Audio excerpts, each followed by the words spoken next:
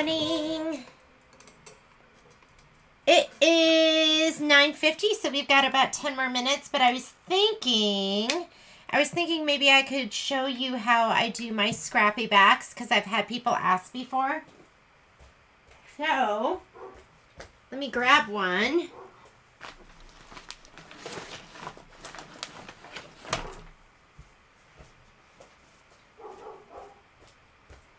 I'm totally going to be outing myself because I have not finished Cup of Chair yet. And it's not like I have that much to do.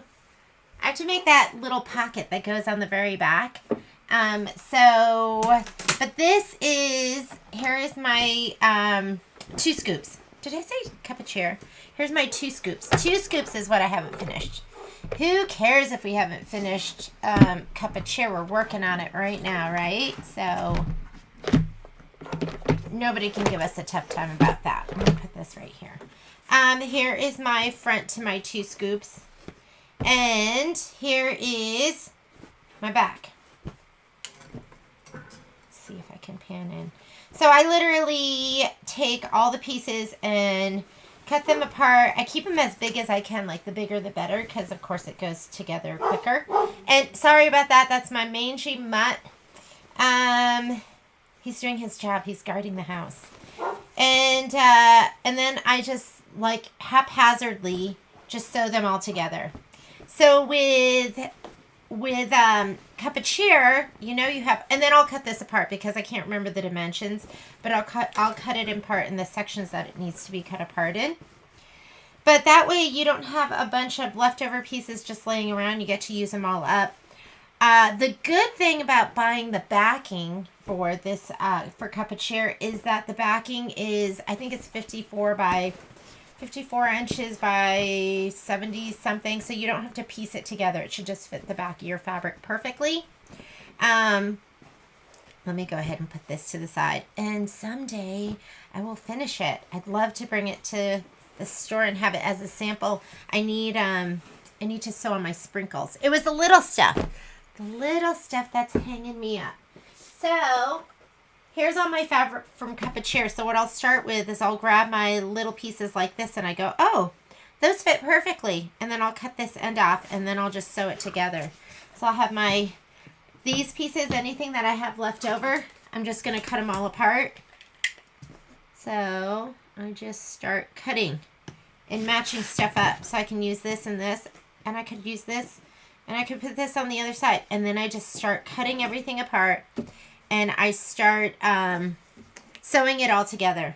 So something like this, for me, I could either go this way or this way. I think I'll go this way. And I know some people like having all those scraps, because then if they're doing a different project and they run out. So now these 2 pieces are ready, square it up, and then I can use those. So maybe I'll film some of it. But there's really no rhyme or reason. I just would put this together, and then that piece could go. So these pieces could go together because they fit together perfectly.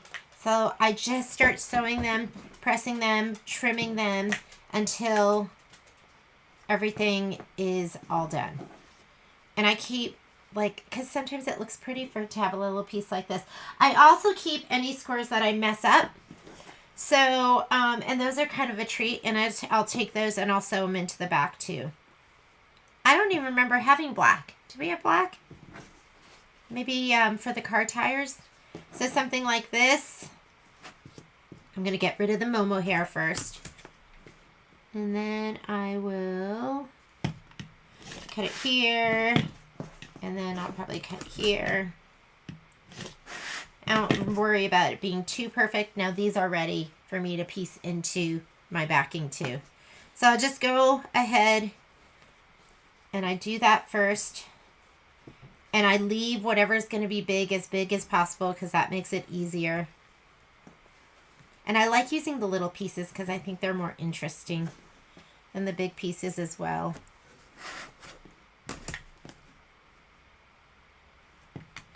And while I'm stitching out, I have my, I love to piece on my PQ 1500.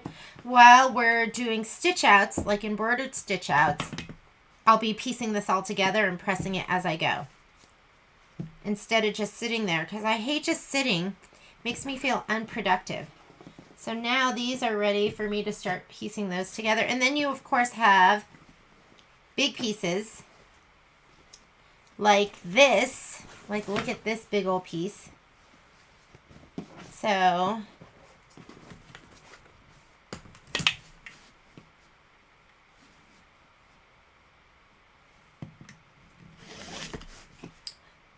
oh, do you like that? How that was turned under?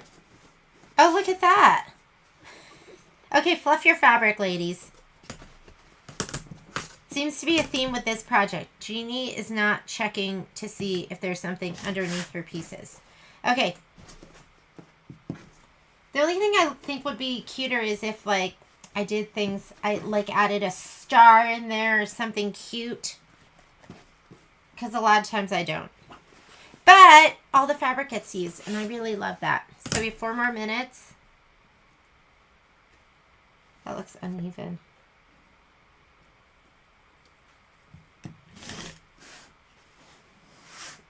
Square that up a little bit. How'd we do on our homework? Good morning, Carol. How's the weather up in Washington? Is it gorgeous up there today? It's beautiful here this morning. It's been hot still. This piece, that's all ready to go. This piece. If you're just joining NTC, I don't care which way I'm cutting it from. I'll make sure everything looks all squared up and beautiful when it's done. I was just showing people how I make my scrappy back, how I go through all the leftover pieces. And like something like this that has, you know, a couple different cuts in it, I'll just square them up. And then I will sew everything together. And then I have some stuff that I just throw in. I have a Kimbernbell scrap in. The worst is, you know, if you miscut something or your applique piece you can't find, something like that. And you don't have to have it and you have to go to the store and go get it.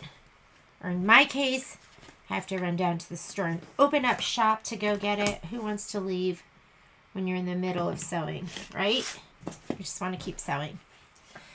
We're in the 90s. That is, 90s is hot. I love the 70s. I love the 60s and 70s. So, that's why I love coastal California. I get it. I get why people, I mean, California, so beautiful. We've been really hot for a while here too. All right. Maybe I'll cut this last one. And if our stitching today doesn't require too much attention, I can start sewing these. Here's a big old piece of pink. So I'll just cut that little end off. These are my big pieces. So, but I like sewing together small pieces first because I think, like I said, I think they're more interesting. All right, I'm going to just put all of that to the side. And let's talk. We've got 1 more minute, but let's go ahead and talk about getting started. Let me get this out of the way. So I know you got your list and everything. You got that all late, but I had such a tough time figuring out how we were gonna stitch this together to make it make the most sense. So I actually started it right after our sew along last week, and on Tuesday I sat down and was doing it, and I did it like a couple of times where finally I said, okay, this isn't. If you could see my piece of paper, it's all like filled with notes and stuff. So I know not everyone has a 9.5 by 14 inch hoop, but that's what we're going to start with. And we have to start with that because if you're going to do the quilting for Deck the Halls, it is, Deck the Halls was a big boy. It's a big boy embroidery. It was a 4 by 12, and if you do it with the quilting, it bumps you out of the 8 by 12 hoop. So you have to go 9.5 by 14, or if you don't have a hoop that size, you can go clear blue tiles and just quilt it and then do the embroidery, and then it'll fit into your 8 by 12 hoop. But for those of you that do have the 9.5 by 14, I thought we'd go ahead and do that. If you don't, you're going to do these individually in whatever hoop you want to use. What did I want to say? 9.5 by 14. I love that size. It came with the Destiny and the Dream Machine. It did not come with the Solaris and the Luminaire. If you want a great deal on it, call the store and I'll make you a deal on it, because every once in a while you need it. And it's nice because it's big, so you can fill it up with lots of different designs. This is how we're going to hoop up today. You need this. This is going to be, that is filler block 67. So you need filler block 6. I printed portrait instead of landscape, so everything's so tiny. 67. And then this is filler block 66. And then we're going to do deck the halls, and we're going to load it this way. That way this isn't going to be overhanging onto your pieces. So go ahead and hoop up, and I want you to take this and put it on your machine for a little while. We will see you later then, Karen. Only have, oh, I know. And so I got all caught up. Here's where you should be at. I know. I think the bite sizes just makes it totally doable, less overwhelming. This is the house. This is in section number 5. And I think this is this section 5 too? I think this goes right here. Deck the halls is going to go right here once we finish it with a little filler piece. You should have sections 1, 2, and 3 all put together. There's section 1, which leads into section 2, which leads into section 3, which I finished up yesterday. It is cute. I mean, this quilt is cute. It's going to be well worth all the time and effort that's going into it.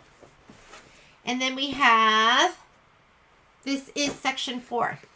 So here's section 4 with our little, I mean, how cute are these? I just love them.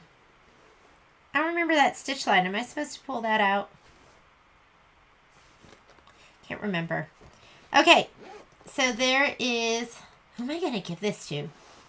I was telling my children, whoever takes care of mommy the best is going to get everything. Okay, so that is section 4. That is what you should have done.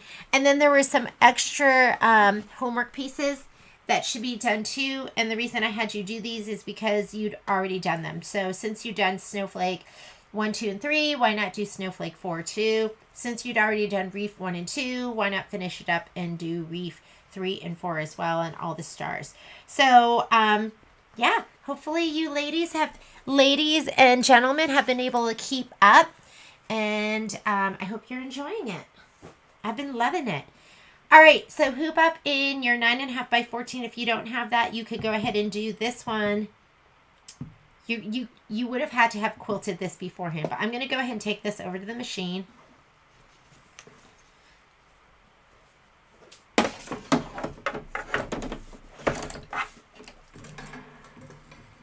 Let me unplug this cord, replug it in.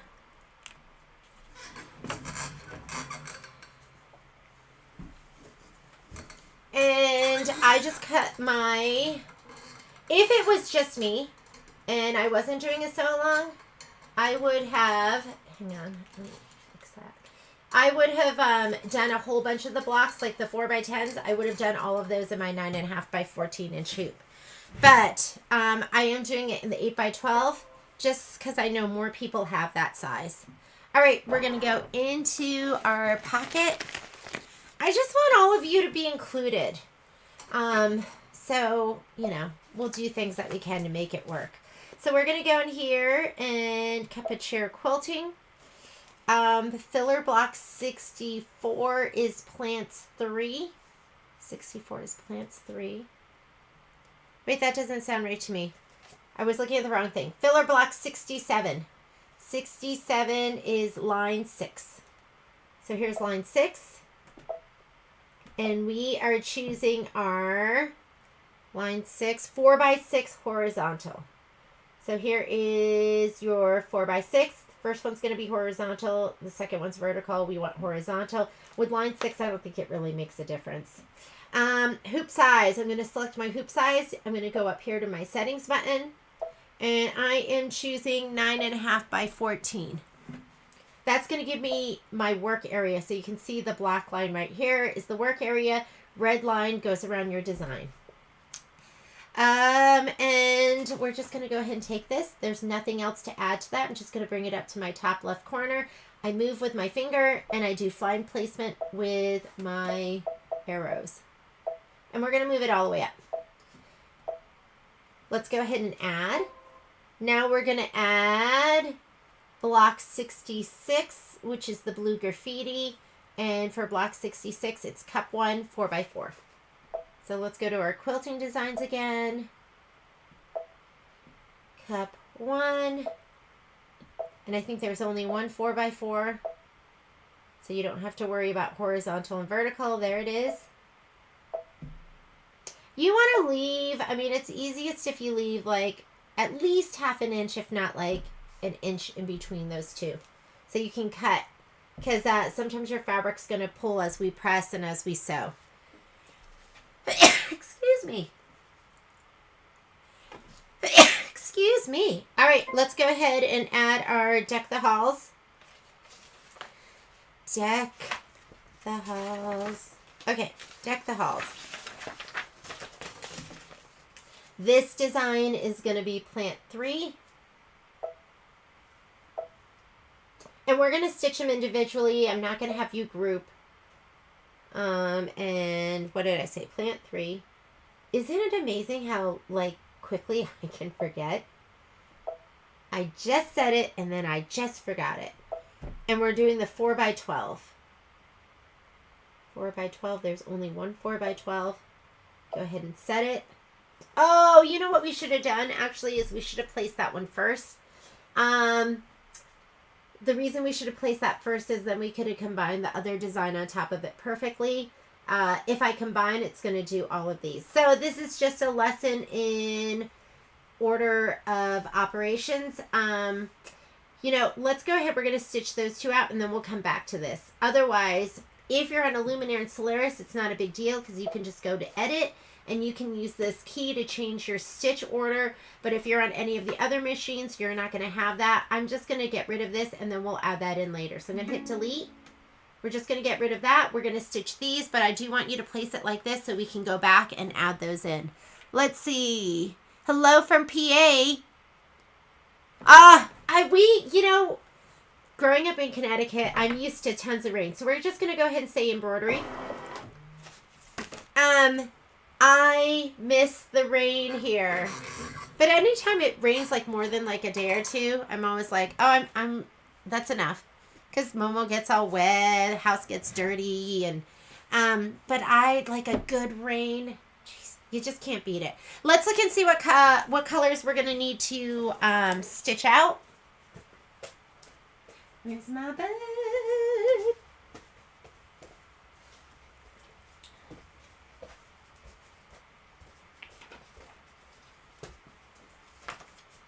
Here's my book. Maybe I should add that too, and then we don't have to look to that. So the next one we could have blue, red, or I can even add like the actual colors, the glide colors. So we are doing the first one, which is 67. I like this page for that, the page that shows it. Rain is perfect. It's perfect to just sew in the rain.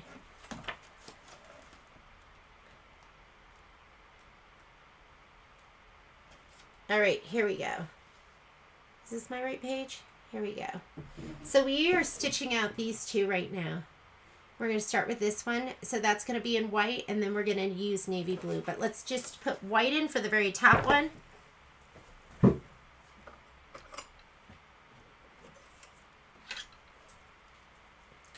Where in Pennsylvania are you, Susan?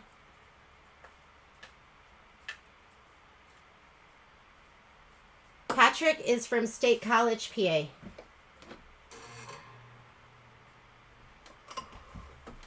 And I love Pennsylvania.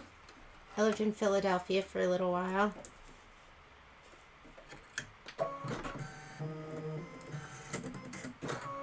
All right, so go ahead and stitch. This is going to do the placement.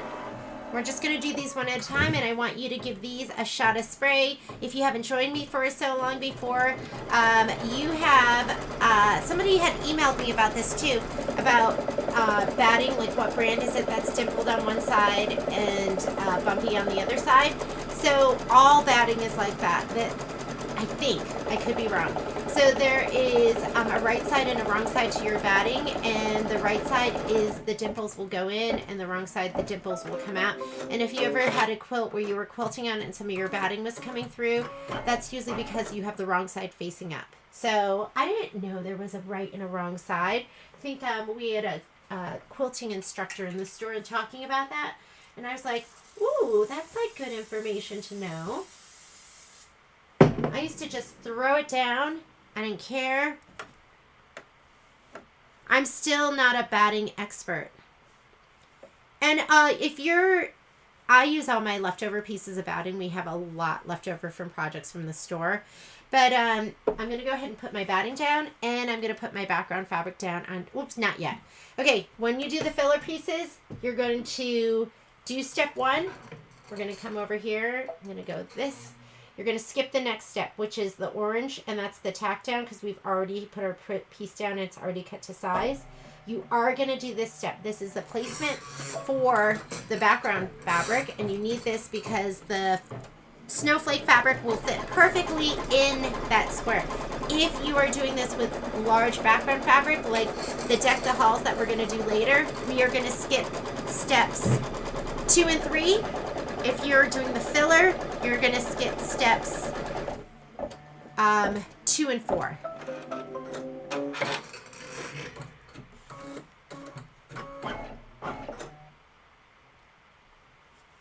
Well, let's go ahead and lay this down. You want to go right inside. That's the thing I love rain, but not all the time. That's why it is pretty perfect that we live here in the desert.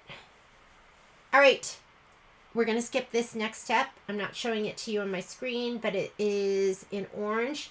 And I'm going to the next step, which is the quilting, which I will show you. I should show you that. So just confirm you're seeing the quilting stitch. If you have a progress bar, we should be through all the placement and tack downs. And don't put your finger under the needle, but you might want to just kind of hold it down and assist it a little bit. This will look beautiful when it's all done. We will have... it'll be trimmed and pressed, and everything will be perfect.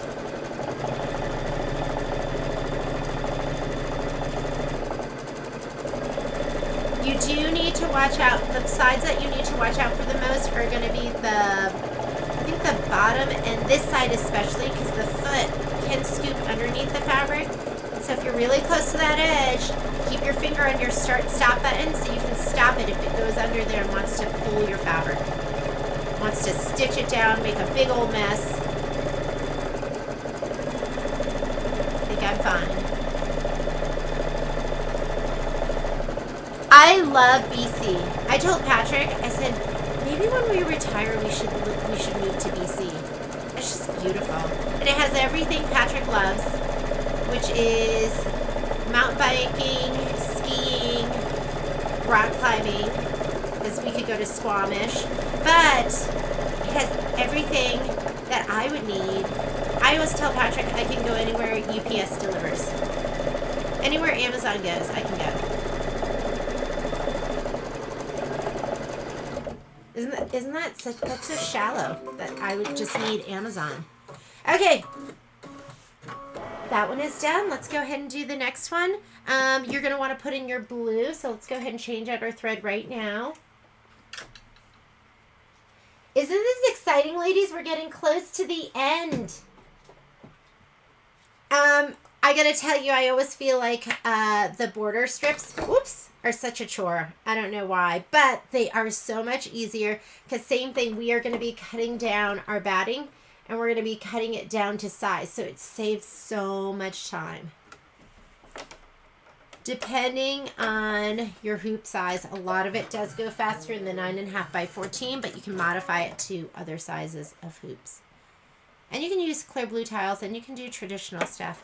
Okay, here is my tack down. I'm going to spray my 2 pieces of batting, or my 1 piece of batting.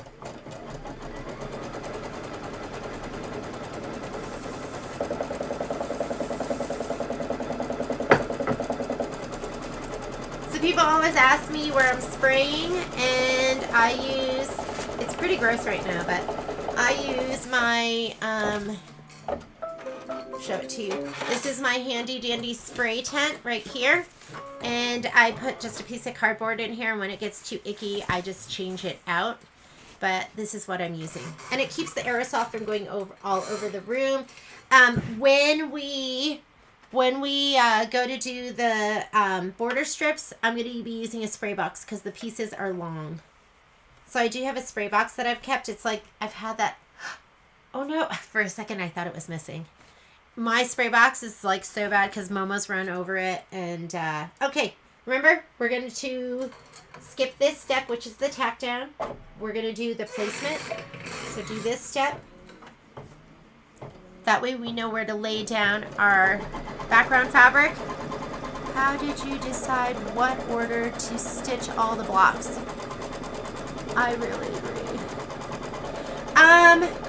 I played with my, I loaded them all in. I loaded each design in, and then I looked at what was left over, and I just try to make it as efficient as possible for you guys. So, you know, I did look at it and go, oh, maybe I should have. For me, I look at this, even though this is non-directional fabric, meaning you should be able to turn it any direction. The car speaks to me the most, so I am going to stitch it with the car being the right side. It took me so long to do it because I was like, oh, I think we could do it better than that. And, oh, that's not going to work that way. And, okay, now we're left with the 2x6. Where are we going to put that one? So, I really thought long and hard about it, Kira, so I know you guys had to wait for it, but I sat down that very first night and was doing it right after the sew along, and I just didn't like it, so I did all my homework yesterday, and then I was like, okay, how are we going to do this? And I just, and my order might not be like, you might look at it and go, that totally doesn't make sense, this would have been better. There's plenty of times where people show me something better. But I really did try to keep everyone in the 8x12 or smaller, just in case you don't have a machine with the big hoops. But if you have a machine with the big hoops, like if I knew that everyone, I don't like embroidering in my 10.5 by 16. I just feel like it's unwieldy. I don't get a tight hooping with the hoop that came with the machine. And with the snap hoops, I'm not a big fan of, I use my snap hoops for quilting. When I'm embroidering, I like to use the regular hoops that came with the machine. So my favorite is, if I'm going to go big, 9.5 by 14. I really don't like going bigger than that. And then I thought a lot of you might not have that, so I wanted to be inclusive and do something we could all do. Okay, the reason I did it this way is because I didn't want to do the deck the halls and have the fabric hanging over and then have to deal with taping it out of the way. So we're going to go back to the previous screen. So we're going to go return. That'll take us to the previous screen. And we're going to get rid of these two. So we'll just delete that.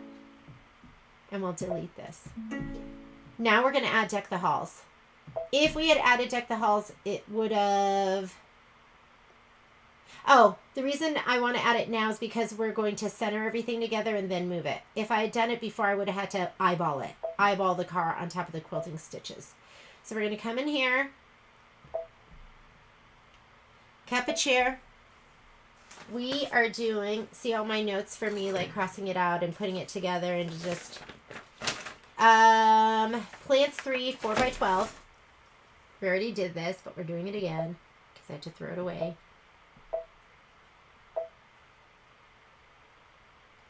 Here's my 4x12. I mean, the muslin isn't cheap, but I think it's cheaper. I mean, I have the 90-inch Let's go ahead and add the design. I use the 90 inch and it's $9.99 a yard.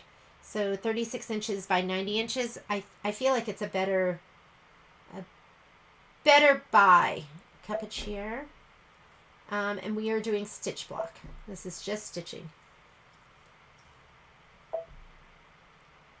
And there you go, deck the halls. So I wanted to load it like this first because everything's centered. Once you hit embroidery, it combines your design. Or else, if you're on the Luminaire, this Flourish, you can hit this button right here, and you can combine them, and now you can move them as one. But if I had combined them on the previous page with the other ones, it would have combined everything on the page, so I didn't want to do that. So I'm going to go embroidery, and I know I have room over here. I'm just going to go ahead and scoot it all the way up in the right-hand corner. If you're in a hoop smaller than the 9.5 by 14, you're not going to have enough room. They might even overlap. So I'm in 9.5 by 14. I know it's going to allow me. All right, we're good to go. We're leaving everything in the hoop. We're going to go ahead and I'm going to hit this button here so I can see what's being stitched out. Let me grab my fabric. The borders use a lot of stabilizer. They just do. I totally get what you're saying. I'm going to spray my batting and my background fabric, and let's see what it wants us to use. I'm guessing it's going to be white because our background fabric is white. But Deck the Halls is on page 23. That's in your handy dandy spreadsheet. And yes, it does want white for the quilting. There it is. Oh, alignment. It's centered. So that's important to check too. When you are layering your designs, this one is centered, so we are good to go. Remember there was one we did where I thought I was doing it right, but I was doing it wrong, but we made it work. This is my wrong side right here. Let me go ahead and put my thread in. You're going to spray your batting and your background piece.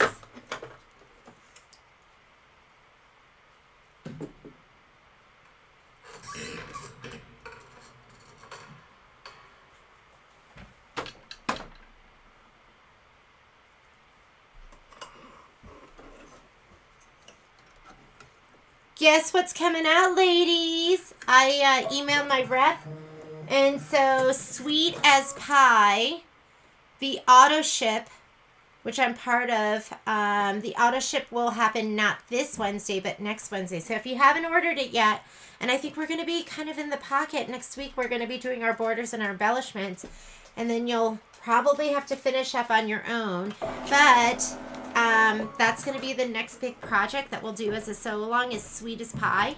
And yeah, make sure you get your Sweet as Pie stuff. The other thing is I have until this Wednesday, I think I have until this Wednesday to order, and I know if you're on my email list, I've contacted you.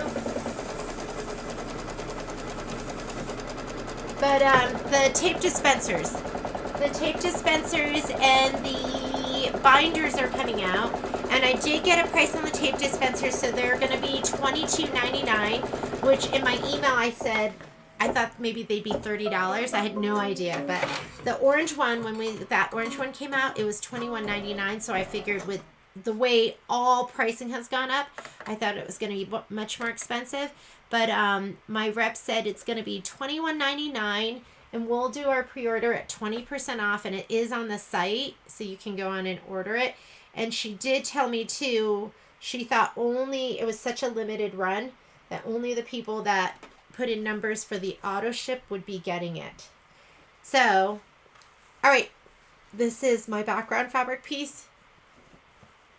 So if you're interested, and as far as the pricing for the binder, I still don't have a price. She thought, but she said this is just a guess, she thought it'd probably be around $30. And then, of course, we'll do that pre-order price of 20% off. All right. We're going to skip the next two steps. So we're skipping the batting. We're skipping the batting tack down and trim. the background placement, and we're going to do the tack down, and then we'll do the quilting. Make sure you have your white thread in there. I am just going to center this to this piece approximately. Does not have to be perfect because you're going to be trimming it down. And so I thought we did this one second because see how this is kind of overhanging and then you'd have to deal with it. So when I do the list, Carol, I like stop and I think, what's going to be easiest for my ladies? And me.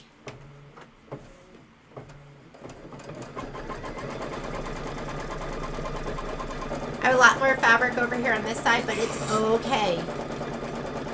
The stitch, this tack down line, pretty much is going to be your cut line. So you can see there's a ton of fabric all the way around. And I could have been more precise in laying that down, but it's all right. After you do this, then you're going to do your quilting stitching.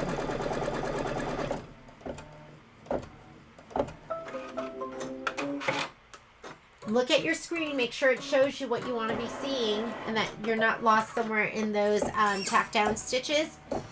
And this is going to be 4 minutes of stitching. Just let it go. And the next thing you're going to need is you're going to need your red thread.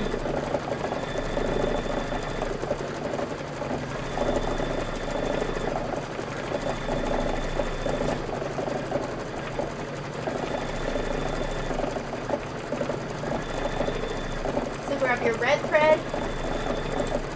Red is next. Then you're going to need your taffy, your green, and your blue. So these are the colors we're going to be using right here. Just get those next. If you want, you could match your bobbin, your red bobbin, but you don't have to. If you start stitching it, I haven't stitched it yet. This is like when I do these, this is my first time too. When you start stitching it, just look. If you're seeing white pop up, stop it and put a red bobbin in. The only pre-wand bobbins that I use, or that I use with frequency, is black and red, and I have some grays. To be honest, I have like all the different colors, but I don't usually change them out. But black and red, those are two colors that I have on hand, and I will change out often. Hi, NorCal Quilter. Good morning. So cute. Okay, this is a good time to be piecing. So,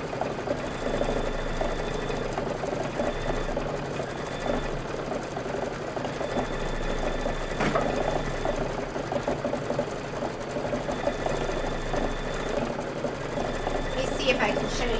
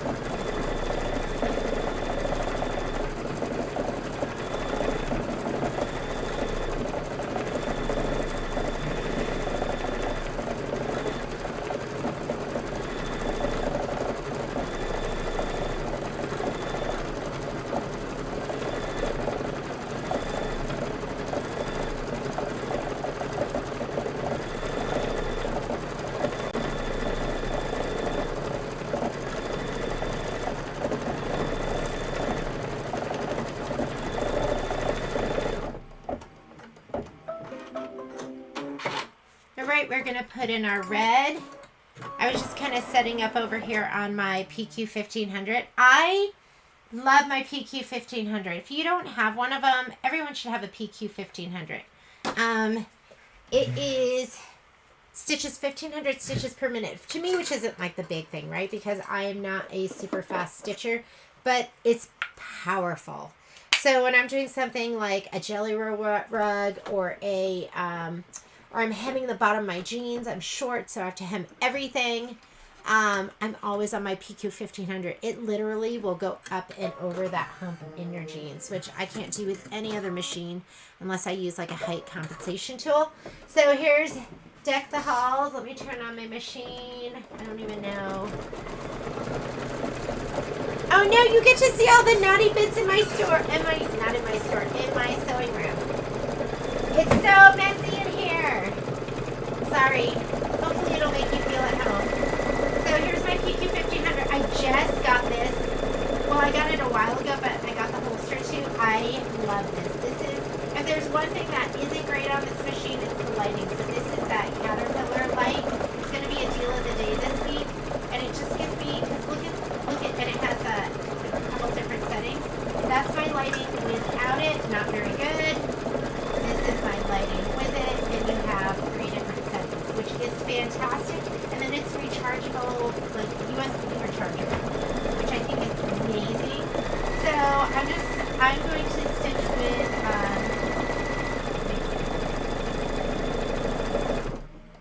make sure my needle's in the highest position. It does have a thread around it, but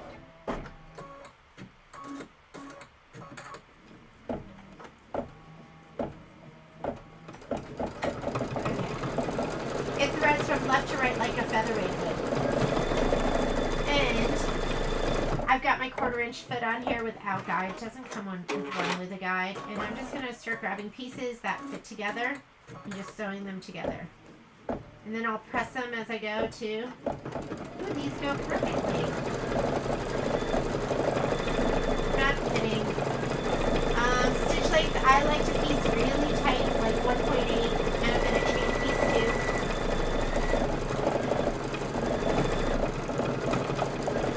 Is my foot not plugged in? Oh, look at that. My foot isn't even plugged in. I'm like, why is this not working? Hang on a second. Sorry.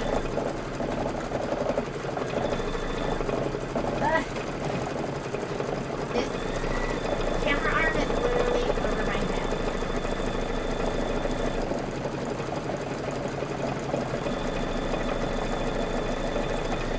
So if you can multitask, ladies, go ahead and do some piecing while you're doing some embroidery. See, look how slow I am. I do have a magnetic seam guide too. Usually I put that on, but I moved it because I find it. Just hums. It's like a songbird. And I'm going to look over here to see what goes together. These two go. And I'm going to stitch these two together. I'm not looking at my comments right now. My computer's over in front of my other machine. I use this with, it's got a knee lifter right here, so I use my knee lifter. I love the knee lifter.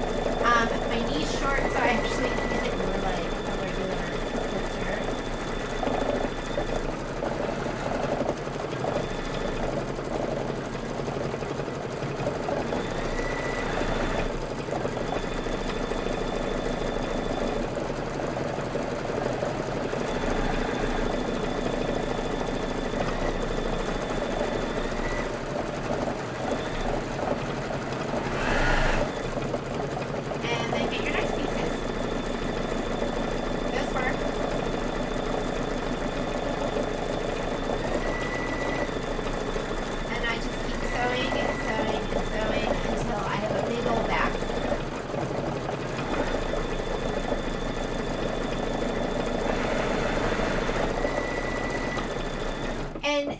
This doesn't have to be precise. You don't want it to be totally wonky. What do we have here?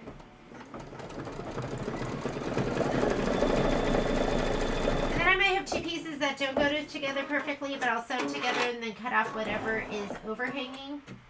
So, but that just gives you an idea of how I stitch all this stuff together. Then I'll take my pieces over, press them, and then match them up with something else.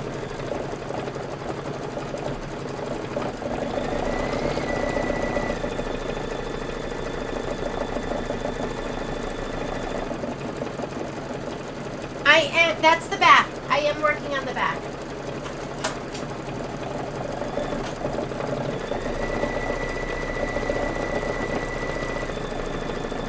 Because we have time right now. We probably have about 2 more minutes right here.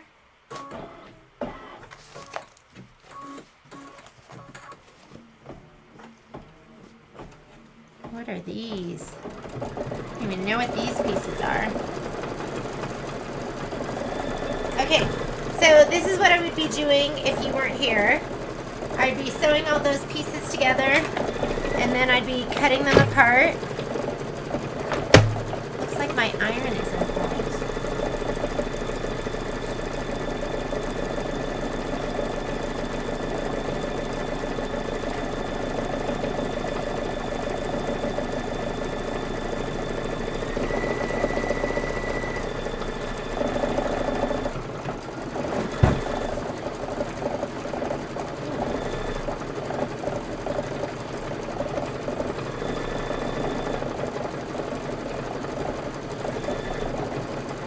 I'm looking for my chain piece cutter. Where could it have gone?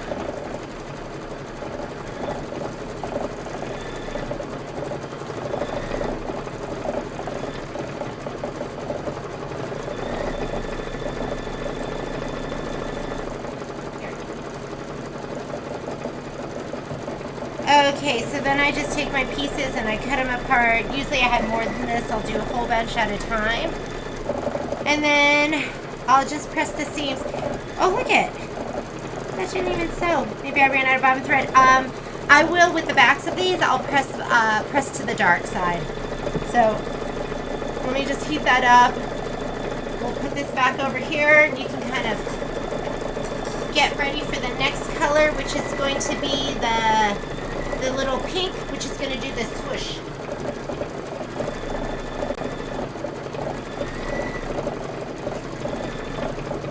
And I'm out of bobbin thread. That's why.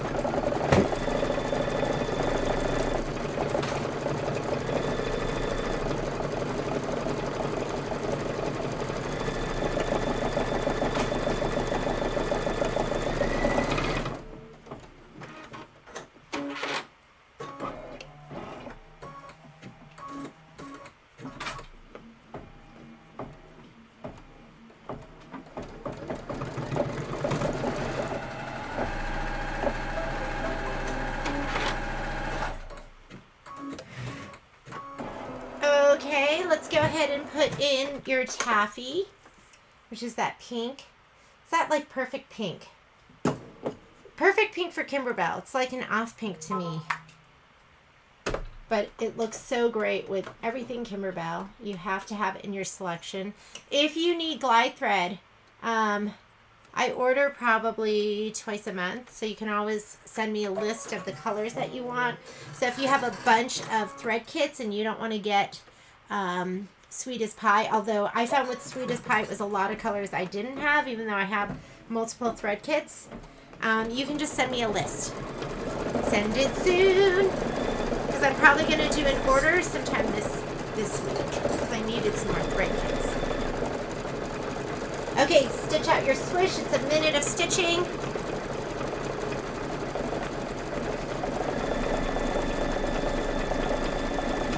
And then we're going to put in the green, which is going to do some more swooshing. then we're going to be working your 8x12. So get your 8x12 next.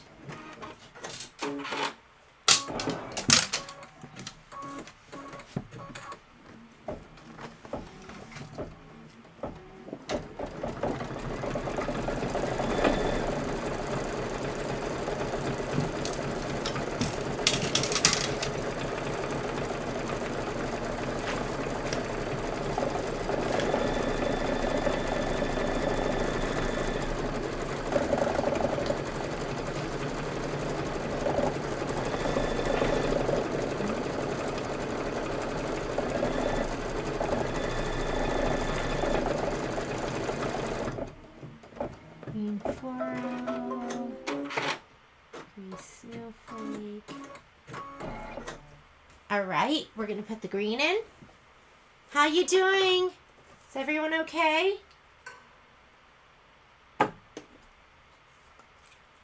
Do you know how you get it in your head that you want something to eat so badly, and so you start thinking about it? So that's how I was. Where's the end of my thread? I was like that yesterday. So I got up early, and I was waiting for my kids to get up, and I have, sorry, my thread is crossed. I have 17-year-old twins, so I feel really badly because they've been working so hard and staying up late. They're taking a lot of AP classes, and so on the weekends, unlike my parents who would wake me up, I like to let them sleep because I feel like they really need it.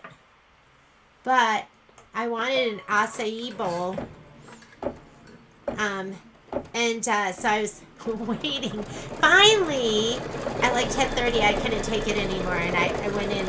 I just poked my head and was like, "Are you gonna want to go get breakfast with me?" And they both got up after that because they wanted to. And but today I'm thinking, I can't stop thinking about is boba. So as soon as we're done, I'm gonna run and get boba.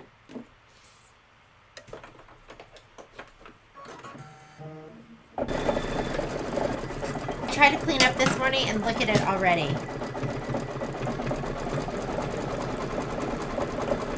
So we're going to hoop up in our 8x12.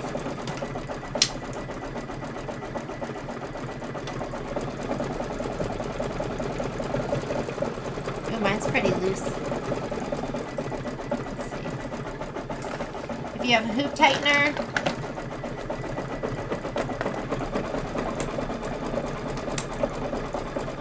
just to where it's comfortable. Don't do it where you're cranking it down. Always where it's comfortable.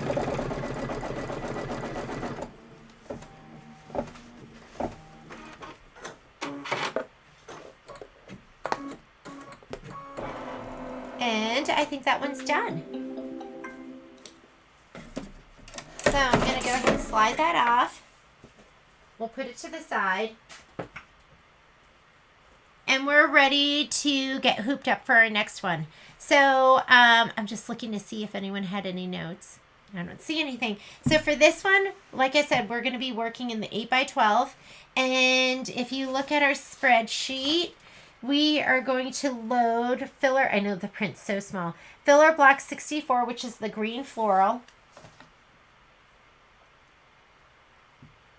And then we're going to do, I have my batting too. So make sure you have your batting. I had mine pre-cut. And it says on your sheet what size to cut your batting and your, and what the final size is going to be. And then you also need filler block 56, which is the gray snowflake. So that one's going to go over here. And then we are going to do Home for Christmas. So let's get your Home for Christmas block. It'll be one of the long ones. It's one of the 4x10, so that meant we could come back into the, this hoop. We're going to do the same thing that we just did. So we're going to load these two, we'll stitch these out, and then we'll put this one on so that we can center these together. But this is what we're going to stitch next. Make sure you have all of that. And let's go over to the machine.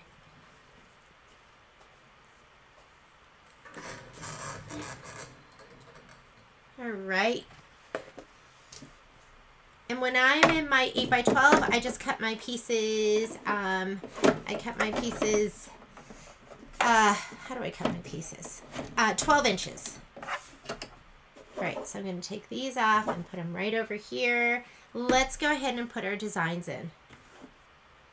Okay, I just got this message here, and I think it's because as I was sliding my hoop on, I moved, and I felt it. I moved this. So if you feel like you move this at all, we're just going to turn the machine off and on. That's going to recalibrate it. And I know it's going to ask me to pull my hoop off, so let's do that too. And not a big deal. The machine will just recalibrate.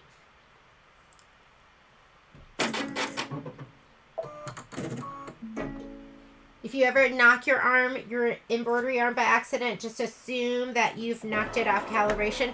The hoops that didn't come with the Solaris and Luminaire are a little bit tight sliding on. So my 8x12 is a little bit tight. When I slide it on, I definitely do this and I hold this in place. But I could tell I was wiggling that around a little bit, so I'm not surprised I got that message. Okay, let's go ahead. Although I'm really good at panicking, for some things I don't panic at all because that's not something that really makes that big a difference, like that, what just happened. Embroidery, we're going to go ahead and hit our embroidery. We are doing filler block 64, which means we're putting in plant 3, 2x4. So let's go here. We're going to go plant 3. USB is not loaded. Yes, I am loaded. Hang on. Let me pop it back in.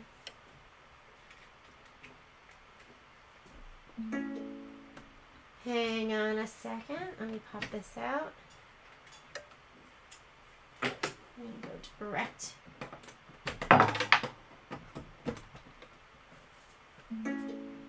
All right.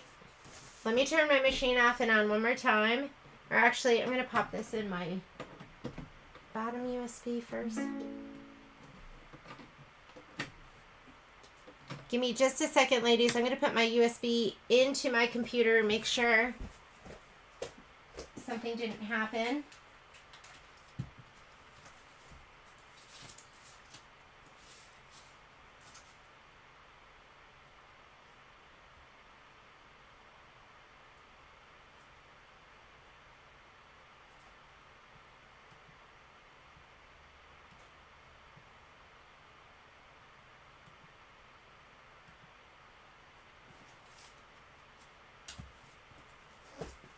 It is showing everything on my USB on my computer.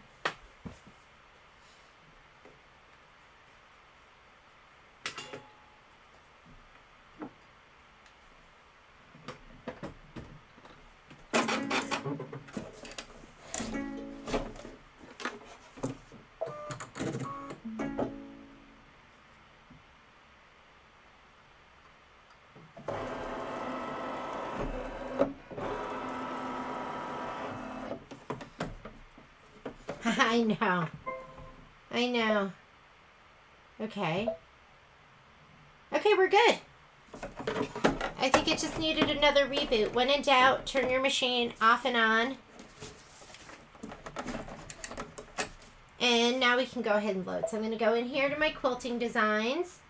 And I've already forgotten the one I want. 64, which is plant 3. Whoops. Plant 3. And we want the 2x4.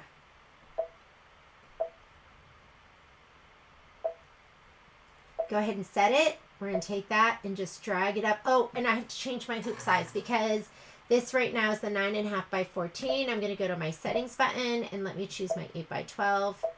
And I would have been outside of that 8x12 embroidery area. So we'll just put it right there. We're going to hit add. And now I'm going to go ahead and I'm going to put in 56. Filler block 56 is, filler block 56, am I reading that right? 56, winner 2, 2x6. So we want winner 2, winter 2, and we want the 2x6. And there's only one 2x6. Let's go ahead and drag that down. Leave a little room, and if you want, you can go in here and get it precisely up in that corner. And now we're just going to stitch those two. And then we will do the other one. We're not doing the other one because we need to center those. We don't want to do that one first because then we'll have to deal with overhanging fabric. Okay, embroidery. Let me grab my book. Let's see the colors.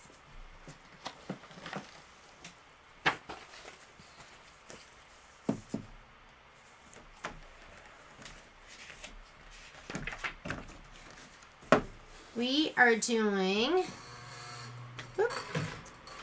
we're doing number 1, which is down here.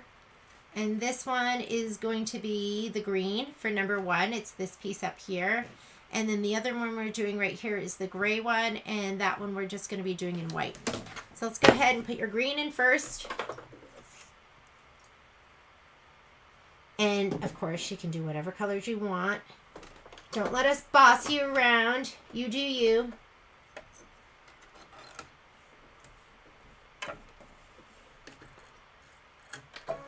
My problem with me doing me is sometimes I don't choose pretty colors. So I do Kimbernbell.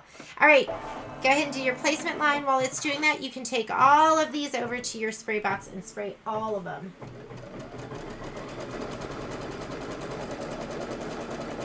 Wrong side, spray the wrong sides.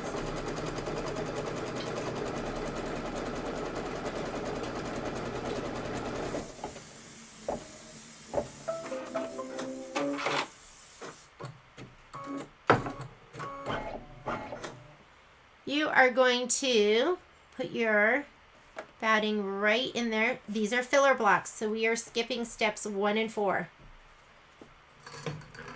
Did that one. Now we're going to go to skip that. Or actually, we're going to do that. What we just skipped was the tack down. This is going to show us where to put our background filler fabric.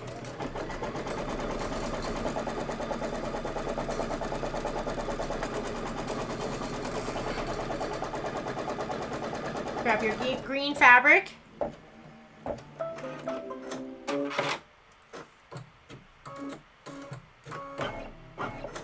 Lay it down right inside that line. That was step 3. So this one you're stitching out steps 1 and 3.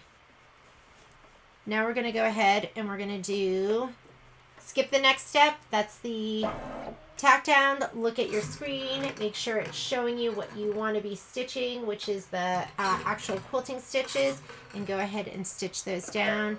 You might want to hold your fabric down just in the corners as long as the foot's not going to get you.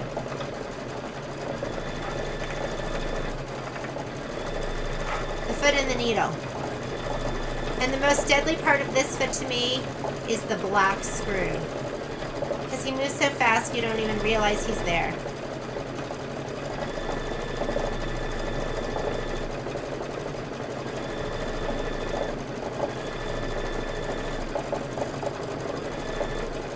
Good morning. Where's everyone from this morning?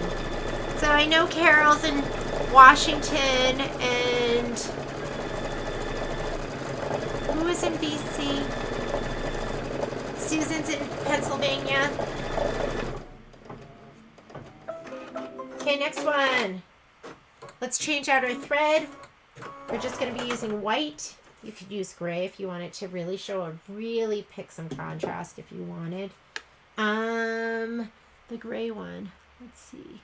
I'm just going to leave it. I did do some of my embroidery on some of the solid ones with some thread that stood out more. Because I was feeling wild and crazy. That's how boring my life is, ladies. That I think wild and crazy is using a thread color that wasn't already pre-selected for me. Sure is not like my wild and crazy days from when I was younger. Okay, get your batting ready.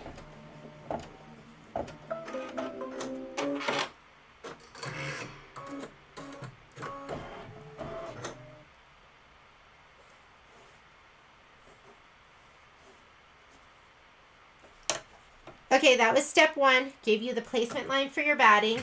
We're going to skip the next step, which is the tack down. We're going to do that. That's placement line for your background fabric. Let's do that one.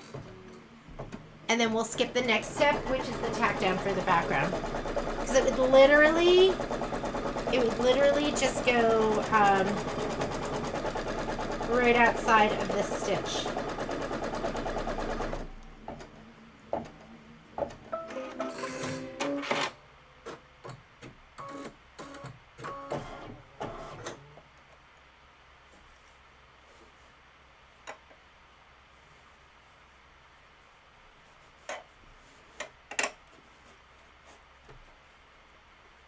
Okay, I'm skipping the next step. This is the tack down for the background, and we're going to do the quilting.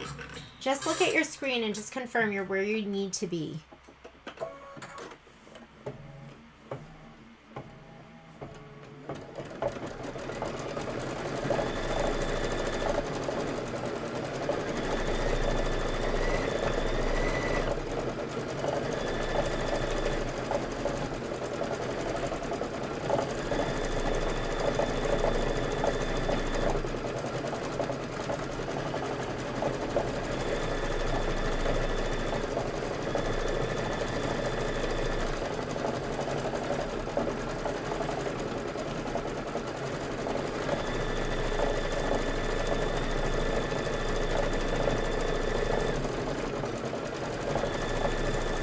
Lois, you should be making this with us too.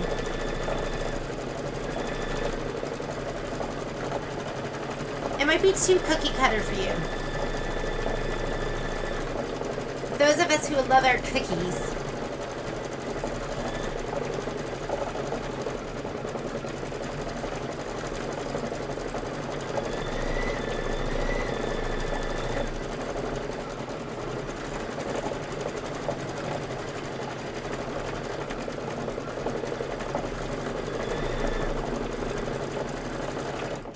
Okay, now we're going to go ahead and we're going to put in our, we're going to put in the Home for Christmas.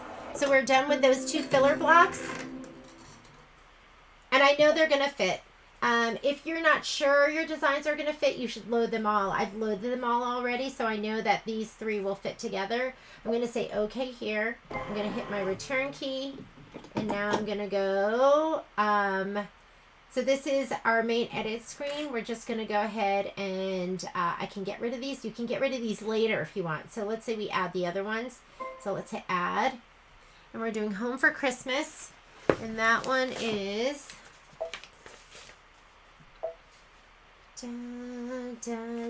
So it's tree 1, 4x10 vertical.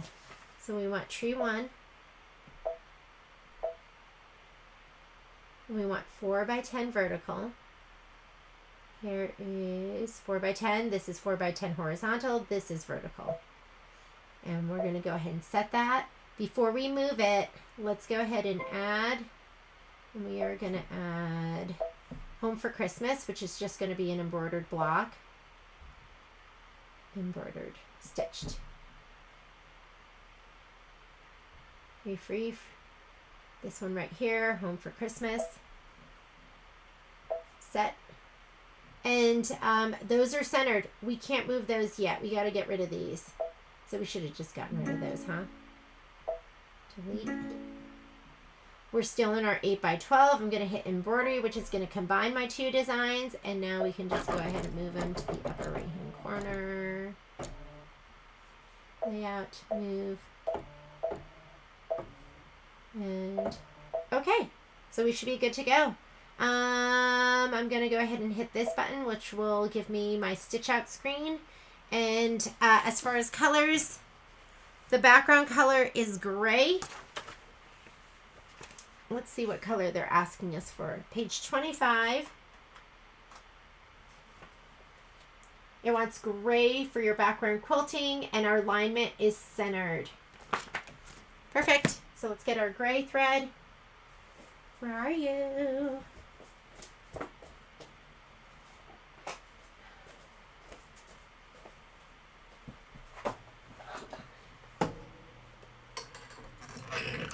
And you're going to give your fabric and your batting a little shot of spray. And we will almost be done with 2 of our hoopings. Whatever we don't get done today is going to be homework, but of course I'll record those videos because I have to do them too. Here is placement for your batting. Here's my fabric and my batting. I mean, it's so much work prepping. I mean, I really think I spent like a day prepping. Maybe it wasn't that long, but it felt like that long. But it's so nice when you are ready to stitch that you just grab and go. Just grab your fabric.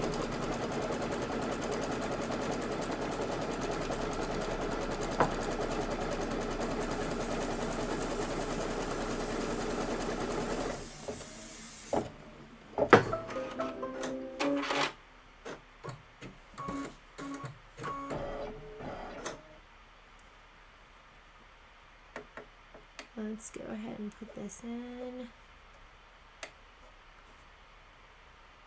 If you have any dark oh! Okay, I obviously miskept mine. All Hearts Come Home for Christmas. I am 1/2 inch too big. I'm going to go ahead and just cut that off right now.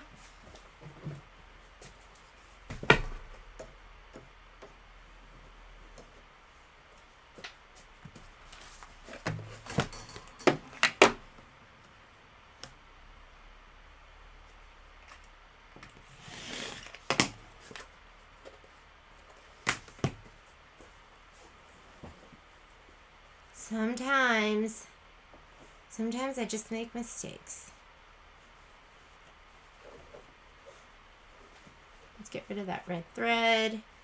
That stretched my batting out a little bit, but I'm okay with it. Okay, we're going to skip the next step because now we have a big piece, not a filler piece, which is cut exact.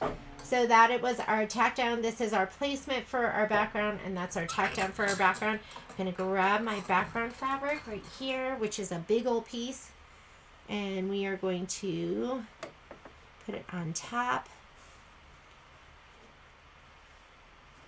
And I can feel I have plenty of room everywhere. Actually, the bottom. Yeah, I've got enough on the bottom. And go ahead and do your tack down.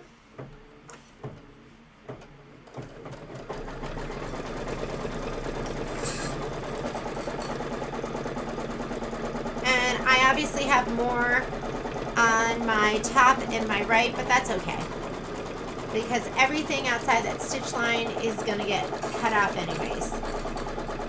Once you're done with this, the tack down, go ahead and do the quilting. Just hit start again as long as you have your gray thread in. It's going to do an adorable 2 rows of Christmas trees. So that's 3 minutes of stitching.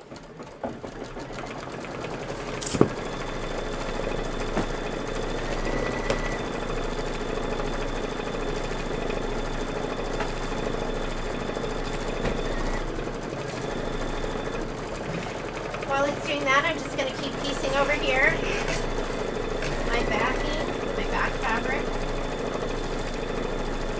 What do we have next?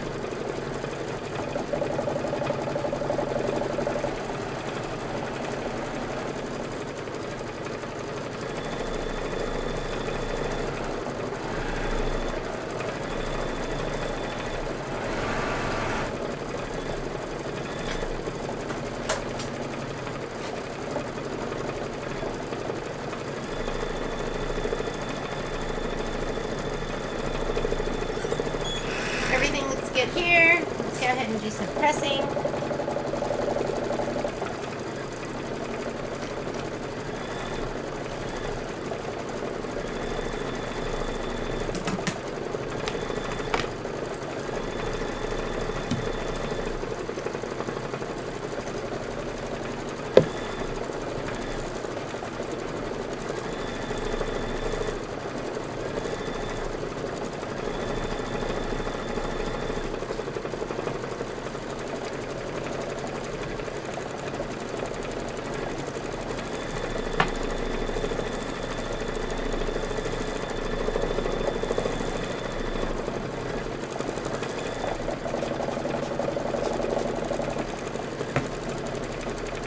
Waiting for my iron to heat up.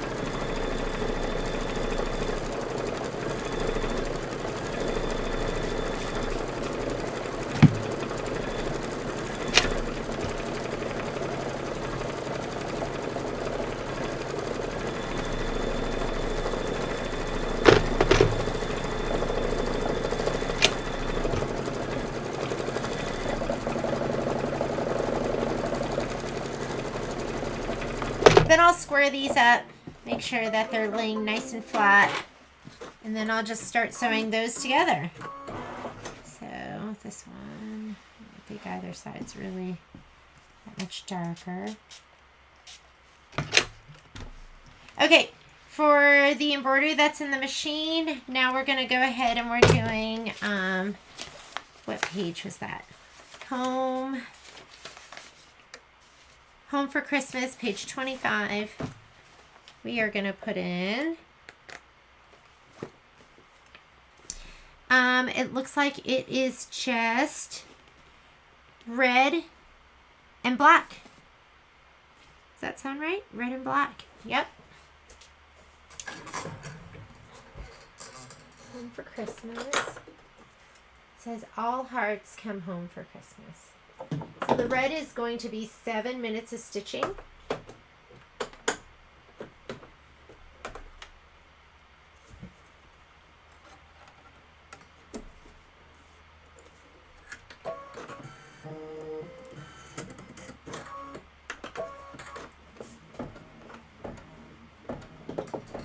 While it's doing that, I'm just going to come back over here.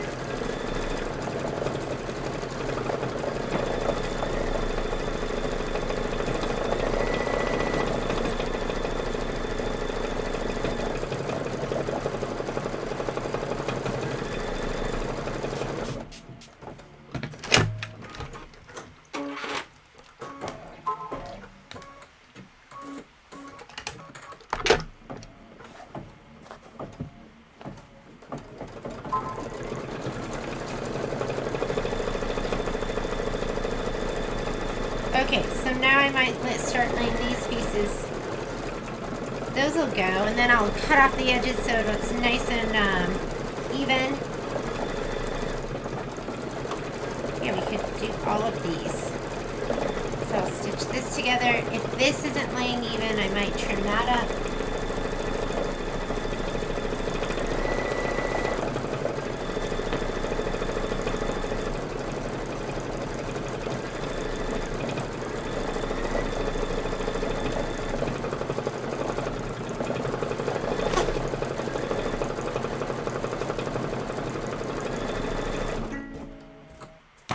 And my bobbin's running out, so let's come on over here.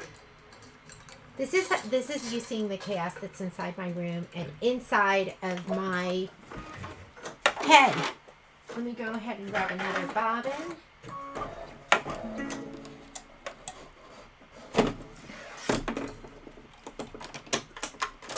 Oop! Okay, if that ever pops out, I had a gal that brought her machine all the way down to the store because that popped out. You can easily just pop this back in. Let's see. And just push down. Piece of cake. Don't worry about it.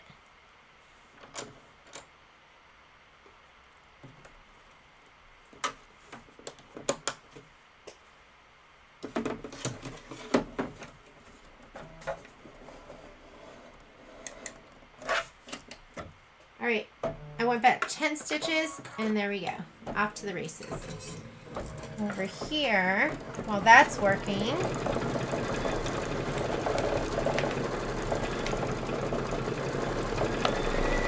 so I might just square this up.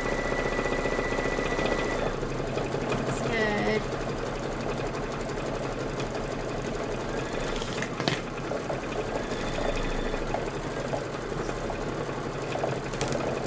Depends on how precise you want it, how even. If you want to square everything up as you go. I'm just going to sew those together, and I'll sew this one, and then we'll square up. I'm going to take that back to my machine. What is that? Food? I don't know what you're talking about. I would love some food, though. Are we talking about the prints on the machine?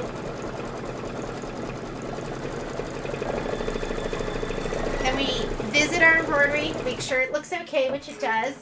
And we come back to our PQ 1500 so we can continue piecing.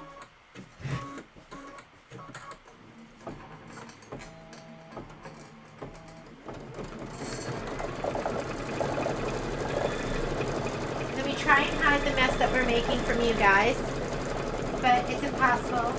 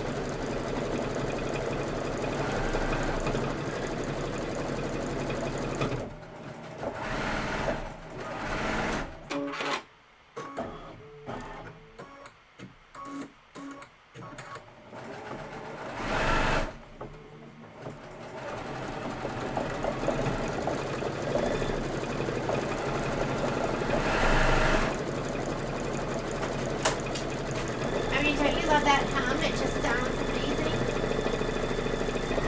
Okay, we'll go ahead and press these out, and then we'll plan what we're going to stitch them to.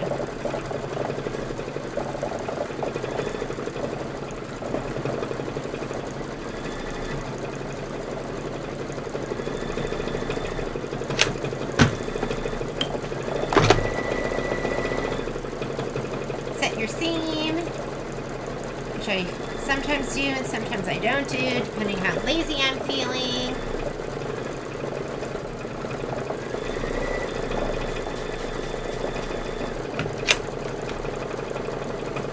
Yes, I love food.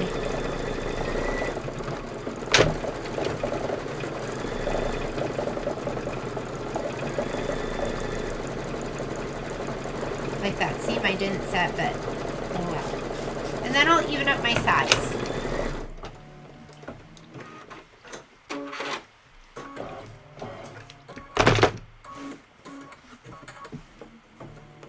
We are probably about 60% through our embroidery right now.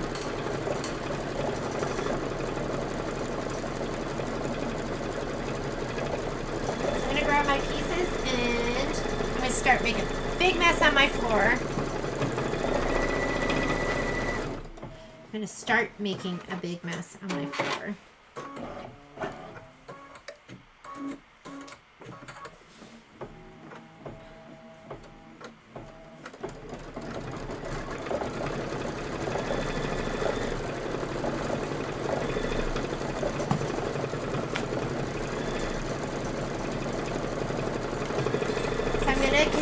cutting down my larger pieces and getting rid of the smaller sections so I can use these.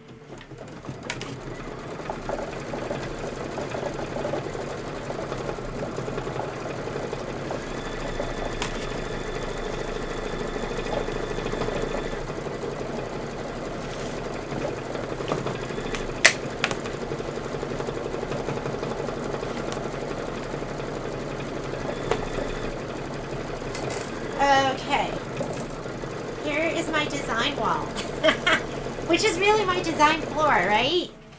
So I'll start laying these down, and then I'll just start sewing stuff together wherever it'll fit.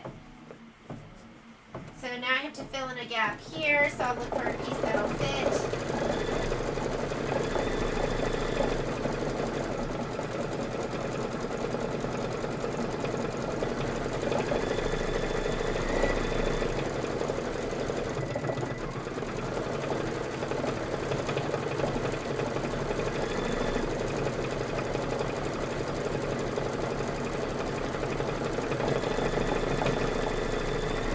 A long skinny piece somewhere.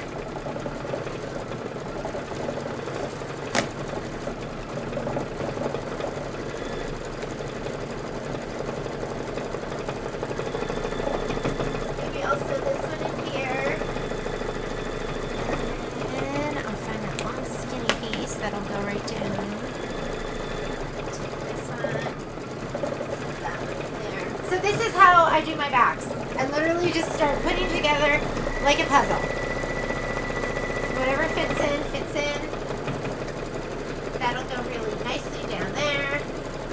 And I'll just keep sewing together. Okay? So that's kind of how I do that. Let's get ready with this. The next color that's going to go in is going to be the black for the card sauce. So get your black thread ready.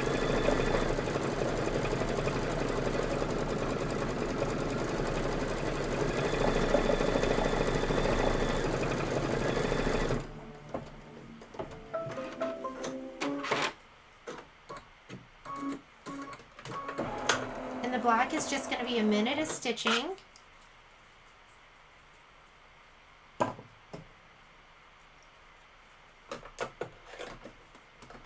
And if I'm really focused on stitching the back together, it doesn't take me too long. It's not quick. It's not as quick as just using a piece of fabric, but it's worth it for me.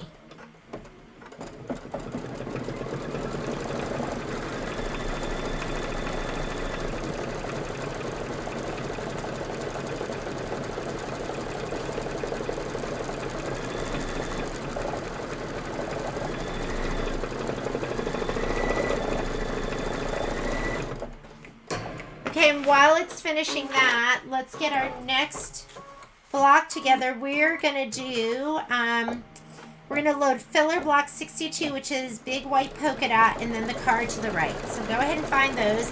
The filler block is the white.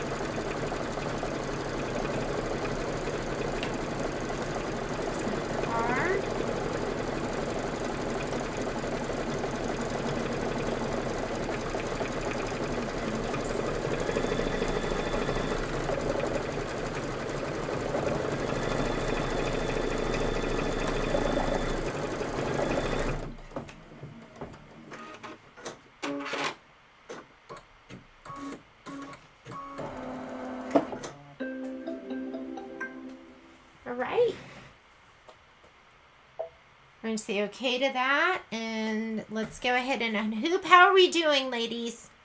Is everyone okay? I'm going to take this off. We'll go ahead and rehoop and talk about what's happening next.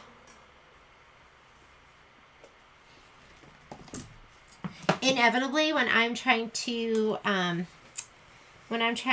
do my backings and I lay everything out on the floor, Momo comes in and lays directly on top of it, right in the middle, because he wants my attention. Okay. So this comes down a little bit lower, which is good because we're going to go ahead and we're going to put the next block in, and our card's going to be here and our next filler block is going to come down a little bit. So we're not going to bring it all the way up.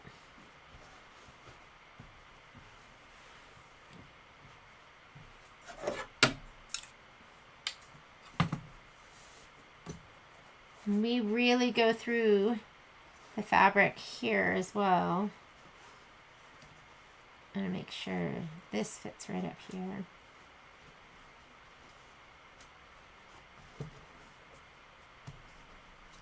And we have to open this up a little bit just because it's thick up top now.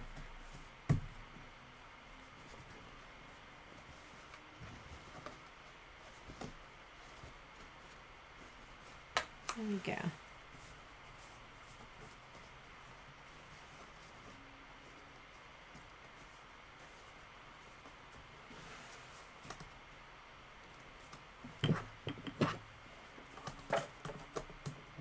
And we're ready for hooping number 3. We have a lot of hoopings today. All right, I'm going to take this and put it on the machine. We are, let's see, it's 11:23. So we're about halfway through our sew along.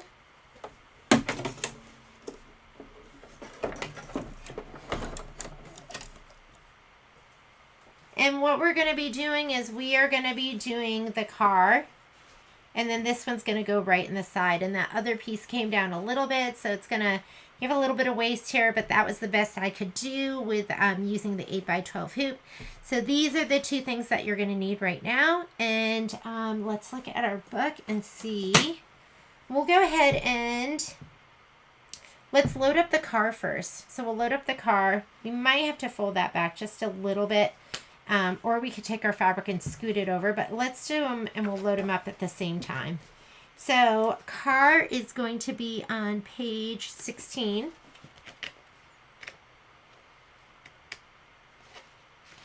And for our quilting, so alignment's going to be centered, quilting's going to be in gray. Fabric is gray too.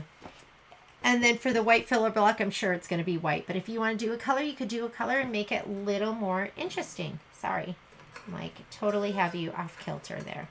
All right, let's go to the machine.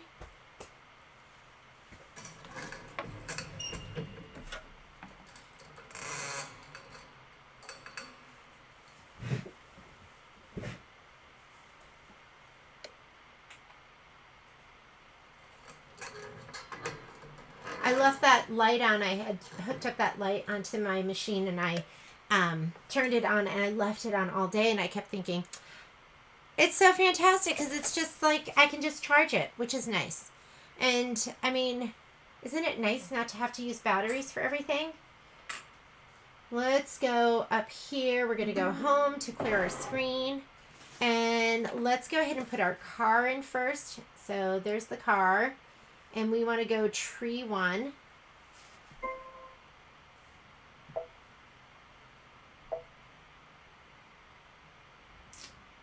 Temperature quilting, and we want tree 1, and the design we're choosing is going to be 4x10 vertical. There's 4x10 horizontal, that's 4x10 vertical. Go ahead and set it, and let's add to it. We're going to add the card design, so we're going to go ahead and hit add. Go to your USB. And the car is an applique. And it's right here. And you could, I think it bumps you out of the 6x10. So you have to do an 8x12 if you want to do the quilting, or a 7x12. Okay, that's in there. We're going to go ahead and I'm going to hit embroidery. And we're going to take that design and we're going to move it to the upper right hand corner. So it's combined. Go layout, move.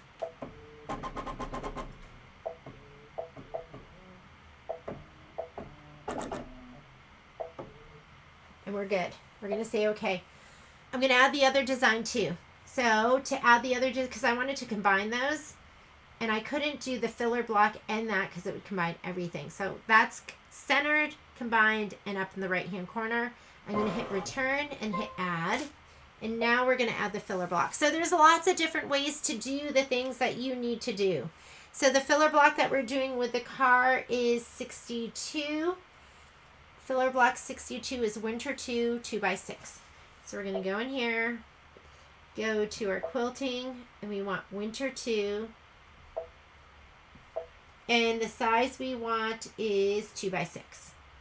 Block by block. 2x6, set. Don't leave it in that upper left-hand corner. For me, my fabric hangs down a little bit. So I'm just going to take that design. I'm not going to use my finger because I might move the car underneath it, and I don't want to do that because it's not combined anymore. So then I'd have to start all over. I'm going to use my move keys. Make sure the move is around. Yeah, there we go. We could scoot that up a little bit. Don't go all the way up to the top though. I'm going to scoot it all the way to the left though, so we don't have to worry about the fabric overhanging from the car. I'm just going to leave it just like that.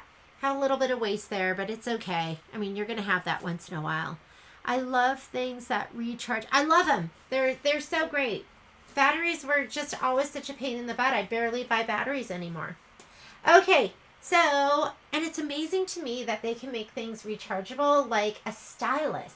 Like something so small can be rechargeable too. We're ready to go. I'm going to go ahead. If you had a Luminaire and Solaris, we could go in here. This is going to show us our stitch out, and it's showing us this, and this is last. This is probably what I'd want to be first, and I'd move it to the top, but it doesn't make a difference. We'll just go ahead and do it this way.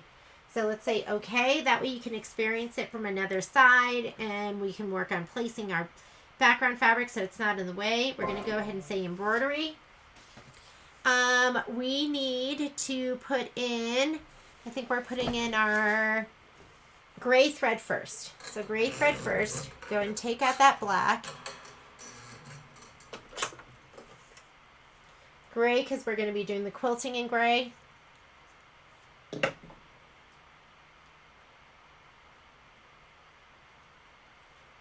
I mean, can you imagine how big that light would have to be, my little Caterpillar light, if I had to put in AAAs? Like, it'd have to be thicker. I think it'd have to be thicker to make that work.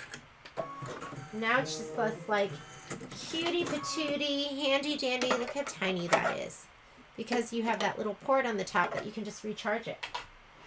If you guys are looking for those, that's going to be a deal of the day this week, too. I've just been noticing my lighting on that PQ1500 was not ideal.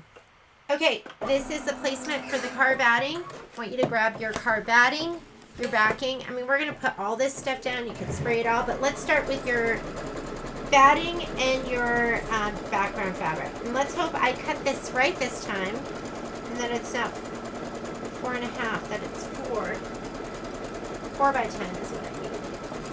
I'm going to measure it first. See. Am I in there? I'm in there.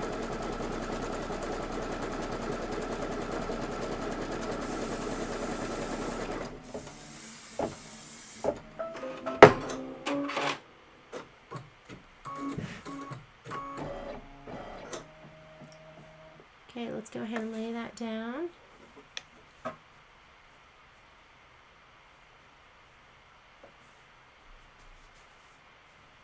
I'm skipping the next 2 steps because we have a big piece of fabric. So I'm going to go in here. I'm skipping the tack down for the batting, the placement for the background fabric, and that's the tack down for the background fabric. Let's put the background fabric down, tack it down, and then we'll do the quilting stitches, which will be the Christmas tree. So you have a lot of room that this is going to get cut off. So I know this isn't really even, but this is plenty of space over here.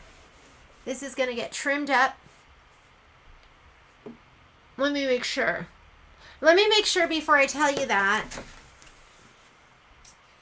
Final size is going to be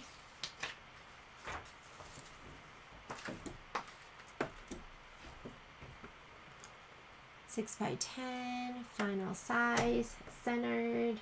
You're going to be, oh yeah, look at all those rulers that you're nesting together. So the block will measure 10.5 by 4.5. So we should be fine this way.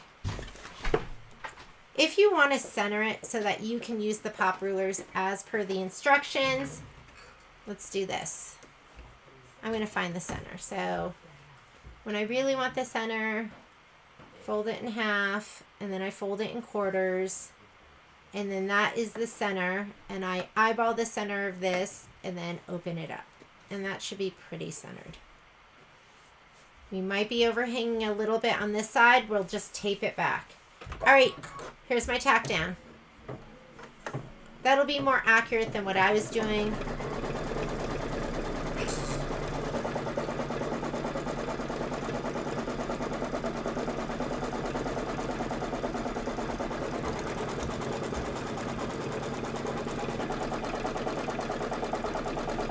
And then go ahead and hit start and let it do the quilting stitches for you.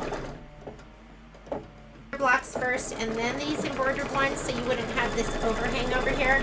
But we're going to take care of that by just taping it out of the way. Once you're done with the quilting stitch, we're going to do the placement for the car. Then we'll do the placement stitch for the, I guess it's the siding on the station wagon. Those colors, they say, don't make a difference, so I'm going to use my gray for all of them. But while it's doing that, let's go ahead and spray these pieces of fabric right here. So I'm going to take these to my spray tent and give all of these a spray to the back. These are your tires. This is the paneling on the station wagon, and that's going to be the actual station wagon. This should take you back. Remember the days of paneled station wagons?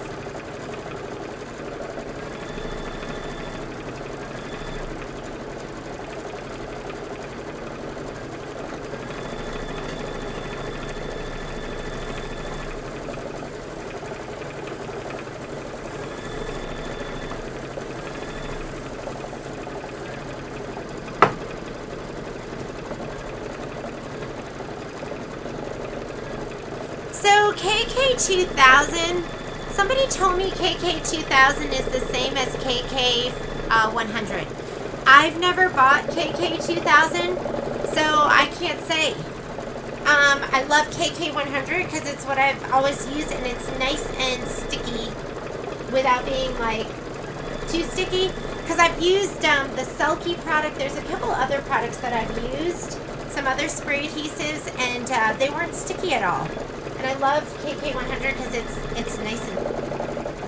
So if you have a spray you love, just keep using it.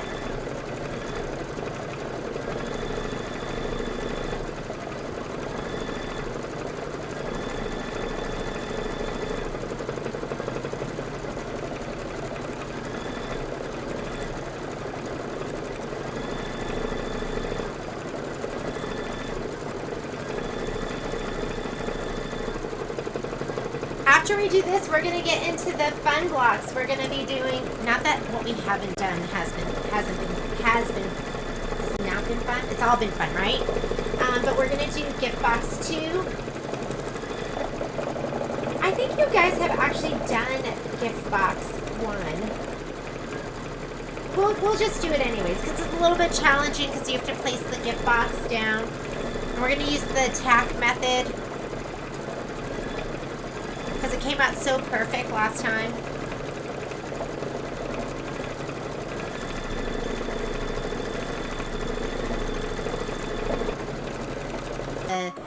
Ordered, and I'm so excited about it. So I'm just going to use this. This is going to be for the red.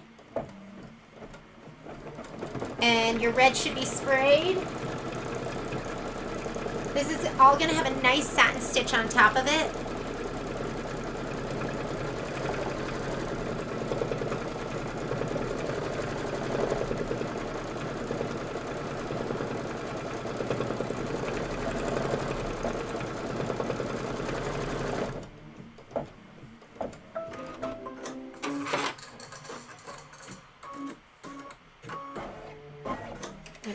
forward so I can get my fabric down. Make sure you cover the whole thing. If you are frugal, you could probably do 2 pieces. Like, you could probably use this and get 2 if you're trying to do more than 1. Let's see how good we can, how good our hooping is. We could squeeze 2 out of that. Get your applique scissors. I'm going to be using my snips.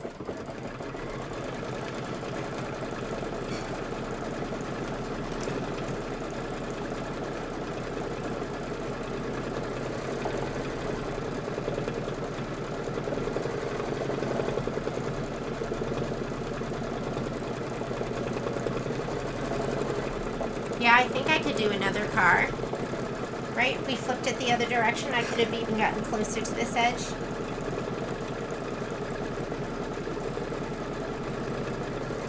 It's going to go around twice, and then you're just going to go ahead and trim.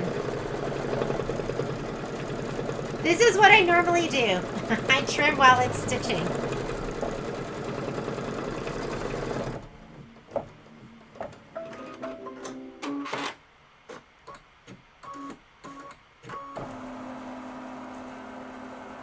Okay, now it's going to do the siding. So we're going to trim this first. I didn't even look at my instructions. Yes, trim the fabric close to the stitch line.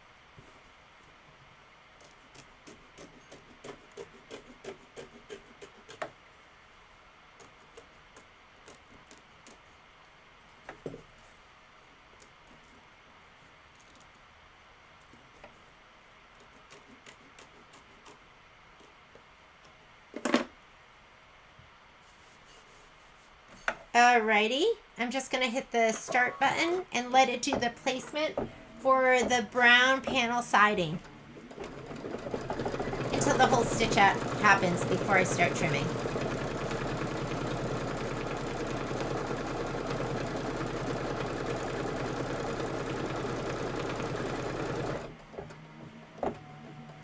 So there's your placement stitch. Go ahead and grab your fabric and do your tack down. Again, you could easily squeeze 2 out of this, but I'm just going to lay the whole thing down. It's nice to have extra, right? Well, it's nice to have like where you're not trying so hard to stay in those lines.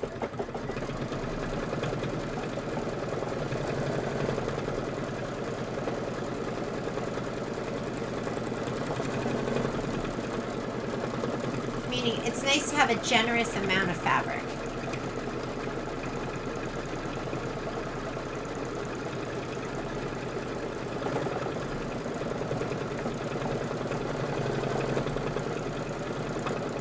Okay, the next placement's going to be for the tires. Again, color doesn't make a difference. Color's not going to make a difference until we start doing our satin stitch. This is an easy block. Just straight up applique.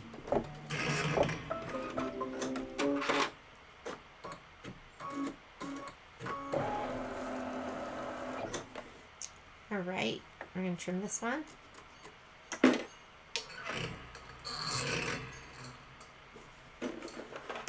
Kai's taking a, I can't believe how early they're done. Like, when I was in high school, I was there the whole day, every day. And I took one class. When I was a senior, I took calculus at the local university, and that was an evening class. But Kai is done. What time is it? He just walked in the door about 15 minutes ago. And then he has a class at TMCC, which is like one of the local community colleges here. And yeah, I think that's awesome. But when I took my class, I had My boyfriend at the time was in that class too. And I used to always get in trouble for talking in class. And I did in college, which is really embarrassing because you should outgrow it, right? I did outgrow it once I finally did get into when I went away to college.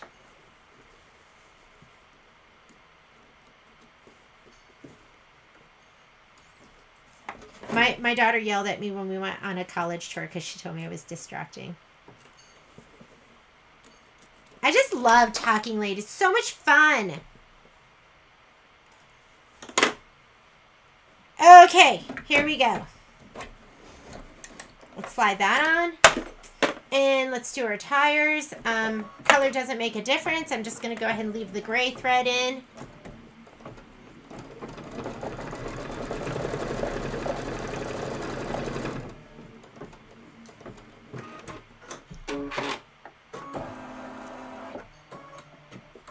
We'll go ahead and put that down.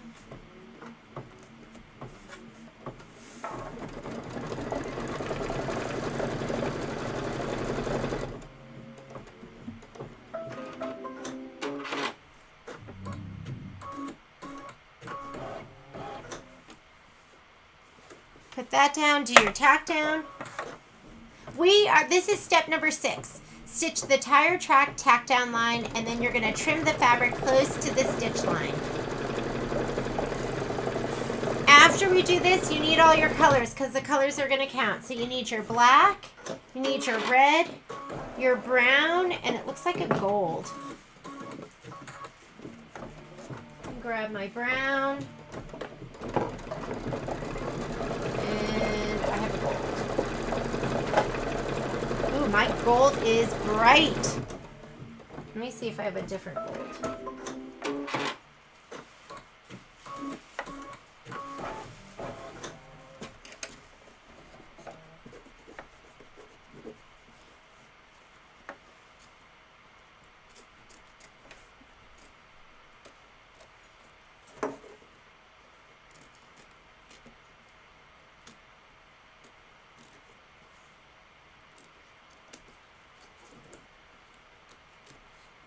There we go. Let's do the other tire.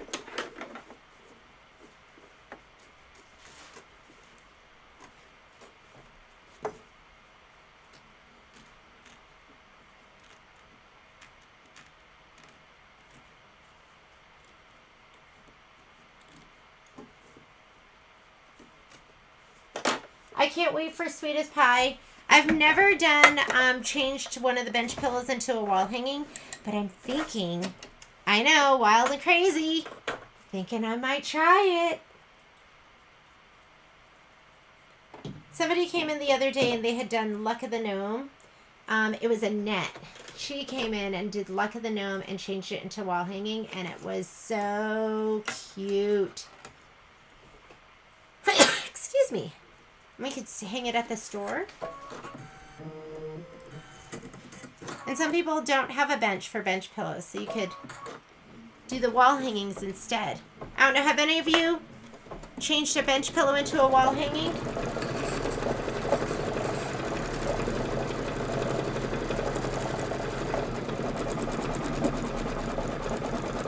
This is 2 minutes of stitching.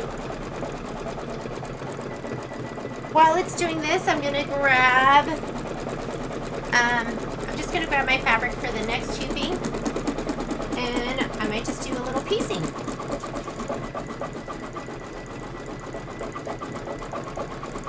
Gift box.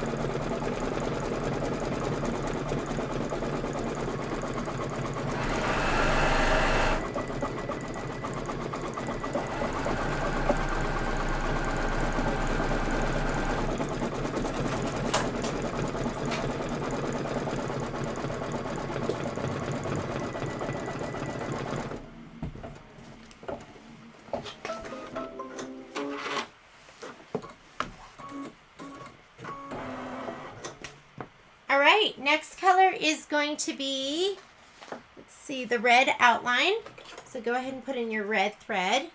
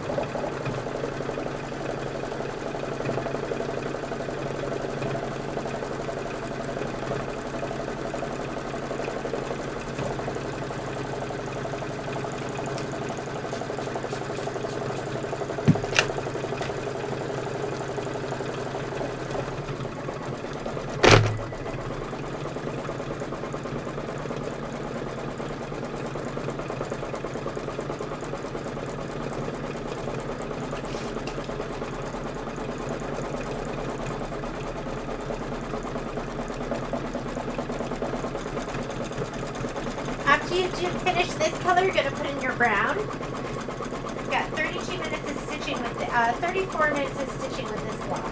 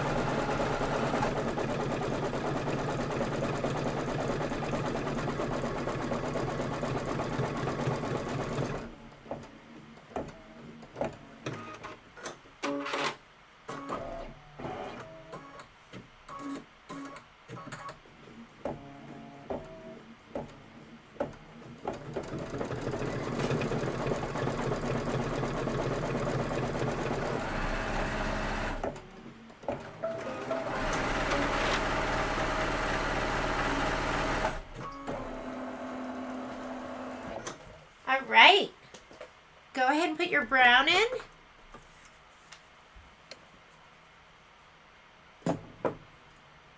And the brown's going to be 7 more minutes of stitching.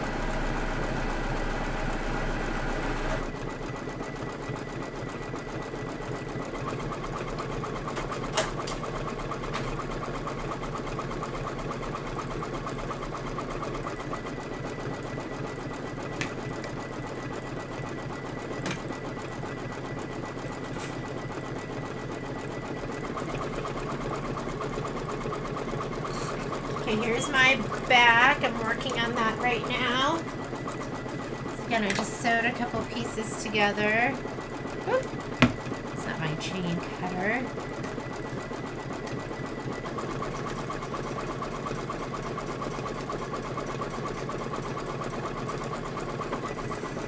Sorry.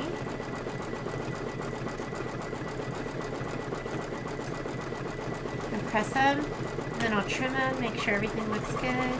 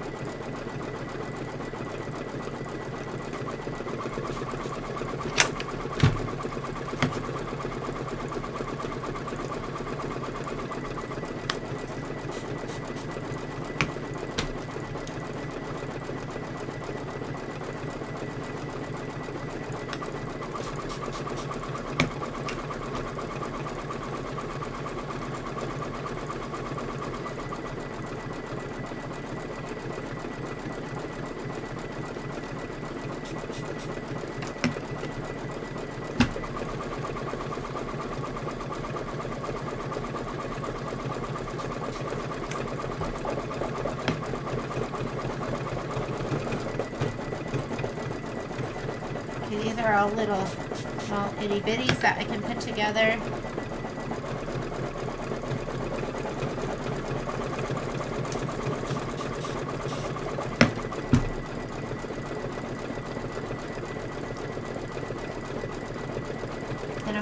trim all of these, and then we'll put these all together.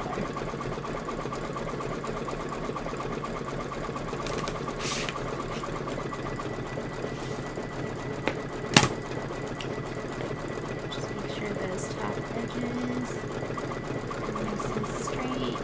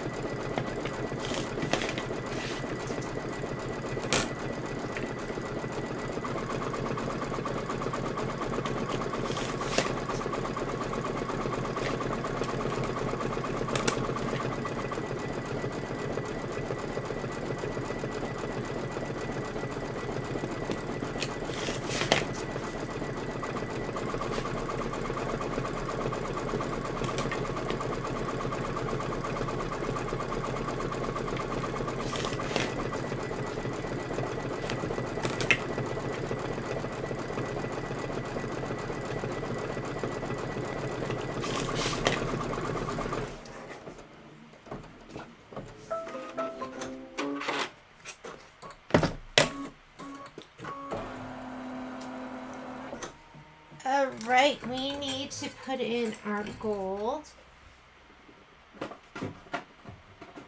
I'm using, this one's called Sand. It's super pretty. Let's put our sand in.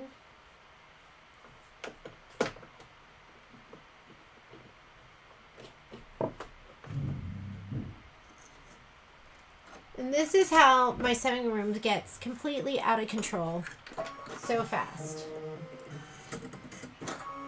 Okay, go ahead and hit start.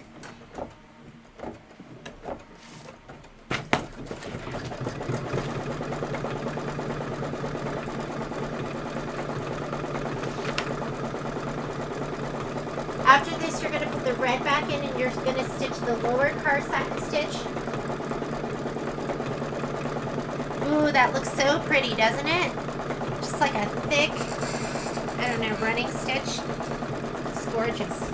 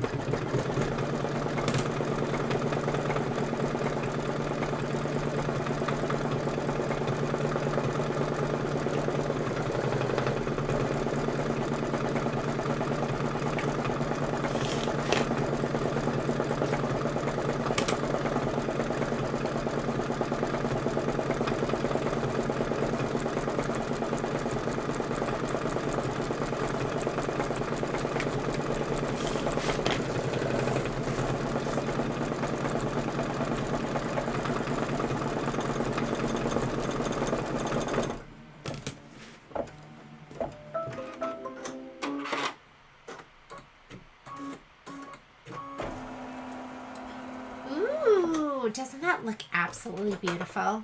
Just like stitches like that make all the difference. Okay, we're going to put in the red. Let's go red, ladies.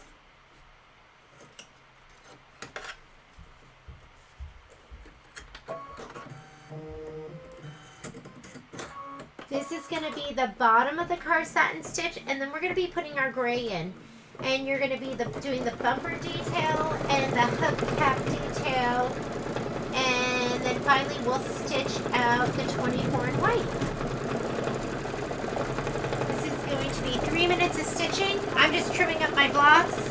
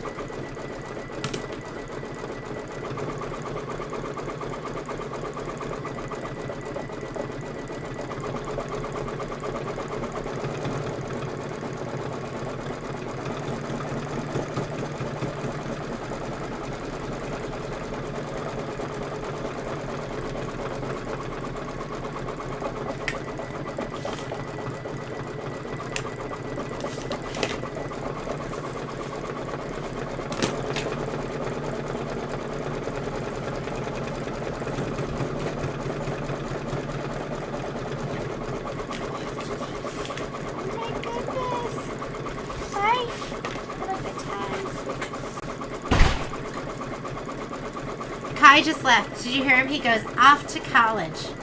It was so cute. And see all this like puckering and stuff? Don't worry about that. It's all going to come out. We're going to press it with our wool mat and our best press, and it's going to look amazing. So that used to stress me out until I discovered the joys of a wool mat.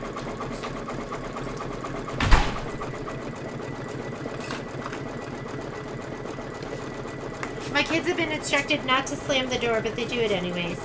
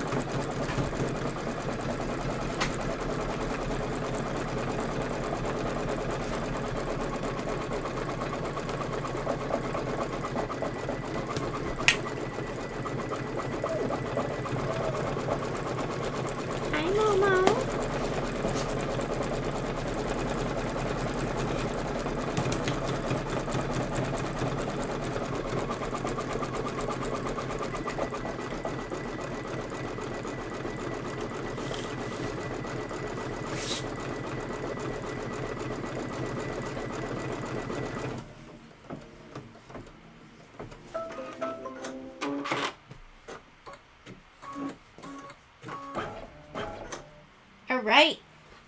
Go ahead and put your gray back in. And let's do the bumper detail. You can always look on your screen too, just to make sure you're where you're supposed to be. Sometimes I will get busy doing several projects at once. My 10 needle is ready to go with a fall project. And then I'll be piecing this, and then I'll be answering some emails and doing all sorts of stuff, and I'll forget where I'm at, and then next thing you know, I'm stitching something I shouldn't be stitching. If I only had looked at my stitch out screen, when I'm referring to that, I'm just talking about right here. Right here, this screen is going to tell you what's being stitched out, or what's on the queue, in the queue to be stitched out. So always check that, just to keep yourself on track.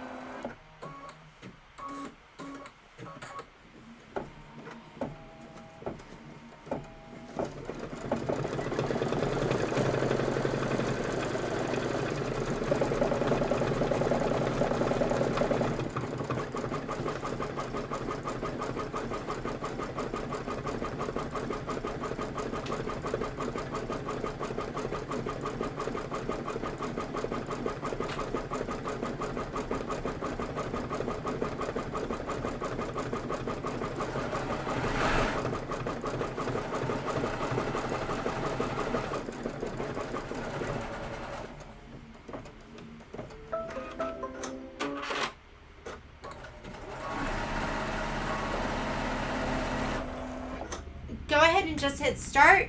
You already have the gray in there. It's going to do the hubcaps.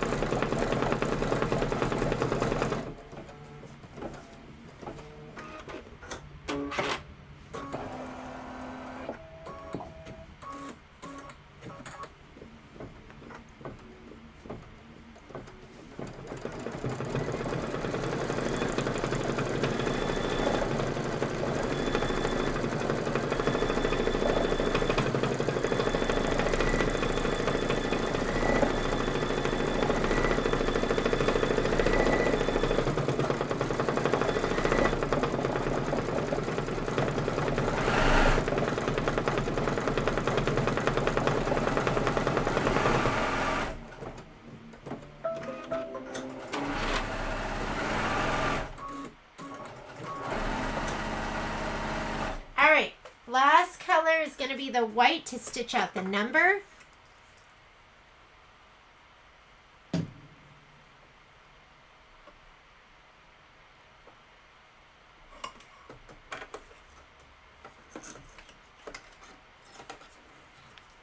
So I know that they're going to be shipping out the embellishment kits and the designs from Kimberbell, but my fabric comes from Baywoods, and so I'll have to figure out when they're going to be shipping their stuff. Hopefully we can get started with that. I'm saying we'll finish this up and maybe give you like a week to breathe, and then we'll start as long as I have the fabric kits, we'll start mid-September. Because we're still in August, aren't we? We'll start mid-September is what we're shooting for.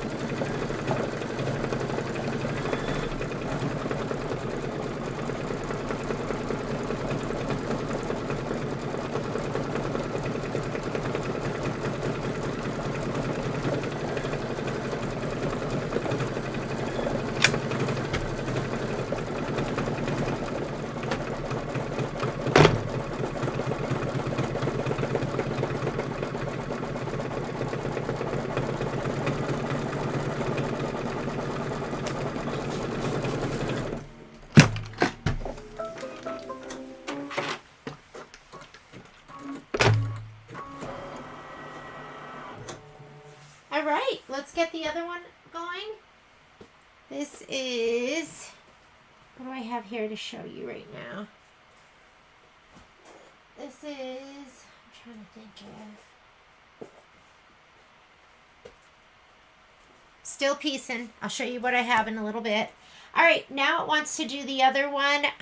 We might have an issue with this being in the way, so I'm going to take a piece of transport tape and just kind of fold it over. You don't want to pull it because you'll distort your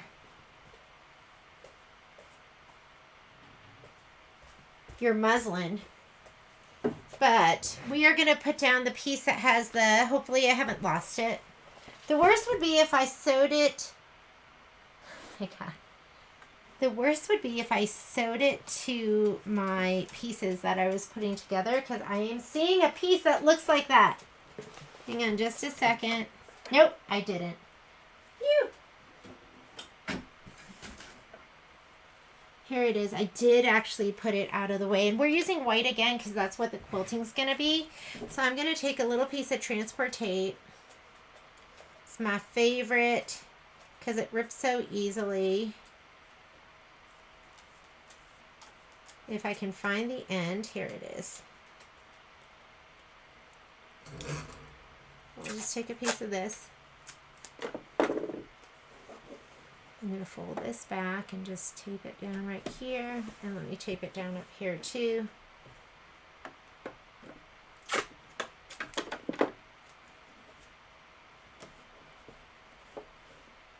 Okay. I'm going to go ahead and just hold it here too. Go ahead and give your fabric a little shot of spray. Ah, it might have been fine.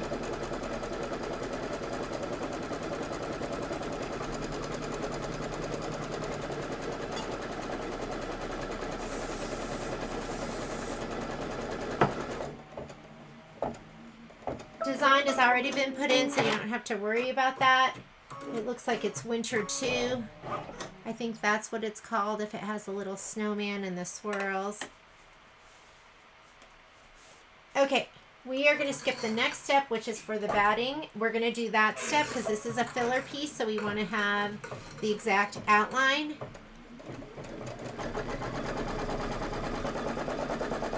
And have your filler piece ready.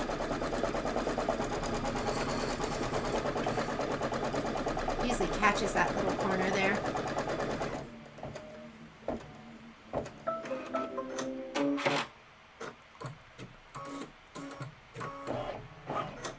We're going to lay this down. And let's go ahead and do our quilting. Whoops! Skip the next step. The next step is the tack down. If you can see, it's right there on the outline and you really don't need it.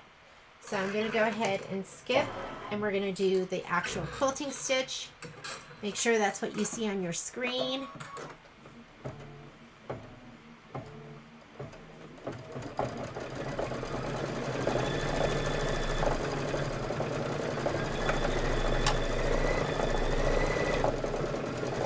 This is a minute of stitching, and then we're done with these two blocks, and we're going to go ahead and rehoop, and we're going to do gift box 2.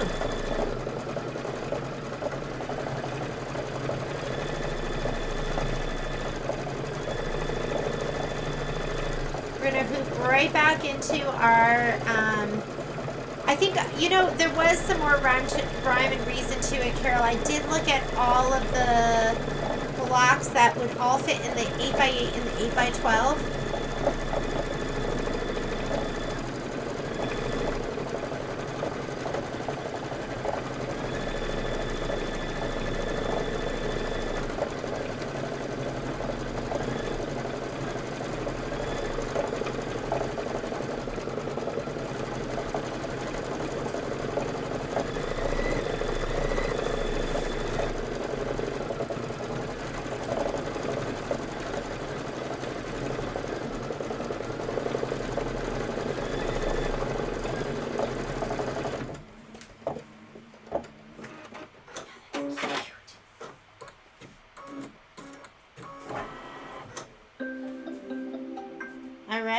We don't need this. I'll just keep that. That tape is so sticky and gummy. You can just take it off and put it on your table and use it for the next thing that you need tape for. All right, let's go ahead and unhoop this. So this is what we've done so far, and you just want to keep it like that. You don't want to cut it off each time, because what it does is it saves you all this muslin in between. Or if you're using no-show mesh, it's saving you all that no-show mesh. Because I know a lot of you have mentioned to me that stabilizer is expensive. It definitely is not cheap. And I mean, from my experience, I'm just watching it go up in price. I have enough room here to do my next hooping. This is going to be my, let me grab my 8x8. I could hoop it like this in my 8x12, and I would use my camera to place my pieces and just make sure this wasn't in the way. However, I'm going to just go ahead and hoop up in my 8x8 in case you don't have a camera. But you've got all those features. For those ladies that have them, use them. I was on the phone with somebody, and Oops, this thing is supposed to be on here. Yeah. You want that on there to protect your hoop or your machine. I was on the phone the other day with a gal who, I think she had the Dream Machine. I can't remember who it was I was talking to, and hadn't used the camera before. And her project had popped out of the hoop. And it's nice that you have those features. So if you don't know how to use them, hopefully they'll come into play during our sew-alongs.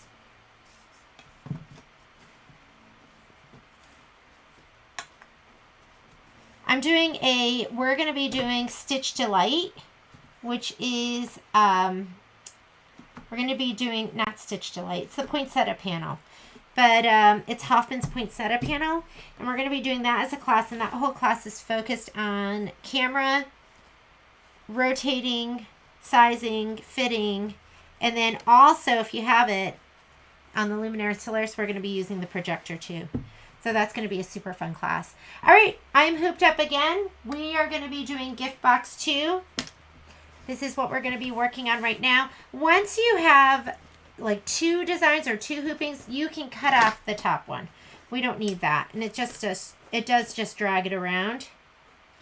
Make sure you leave a little bit of an edge in case your block is a little small and you need it. You need that back fabric for when we square up. You can feel I'm cutting through the fabric. Now that makes a difference. That's all extra. So this part I'm taking off. This I'm leaving on. And let's go to the machine. It's time for gift box 2. Gift box 1 was so cute. What hasn't been so cute? I don't think I've done any of blocks and been like, that one's not cute at all. Kimbernbell's just cute. Okay, let's see if I can find my handy dandy spreadsheet. The next ones we're just going to be working in an 8x8, just hooping, rehooping, rehooping, and they're all going in by themselves. So anything here that was like a 6x8 or a 6x6, that your 6x6s will fit in the 8x8. Your 6x8s will have to go into the 8x12s because that's going to bump you to 8.5, that measurement right there. So we are going to go ahead and do gift box 2 part B. Here is gift box 2 part B, and our design's going to be tree 1. That's our quilting design, 6x6 horizontal. So let's go ahead and choose our hoop size. Well, I'm going to go home to clear my screen. I'm going to go embroidery. And again, we were choosing tree 1, 6x6 horizontal. Tree 1, 6x6. And this one's horizontal, that one's vertical. We want horizontal. Set. I'm going to choose my hoop size. I am in an 8x8. Now I can see exactly how much room I have. I'm going to hit add. And let's add the design. The design is going to be a dimensional pocket box. And we are doing, I think this is this the one we're doing? Let me just check, make sure. Gift box 2, page 45.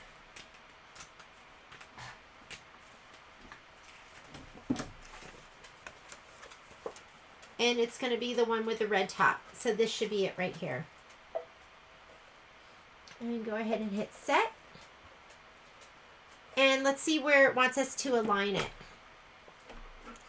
It says alignment. Align the embroidery block so they're both centered, and we're going to use white for our quilting. So it's centered. We're not going to move it at all in this screen because they'll move separately. We're going to hit embroidery. And in this screen, now we can move it, and I'm going to scoot them all the way up. Whoops. Did you see that? Why did it go outside of my box? Because I did not slide my hoop on yet. So once you slide the hoop on, it will not allow that design to go outside.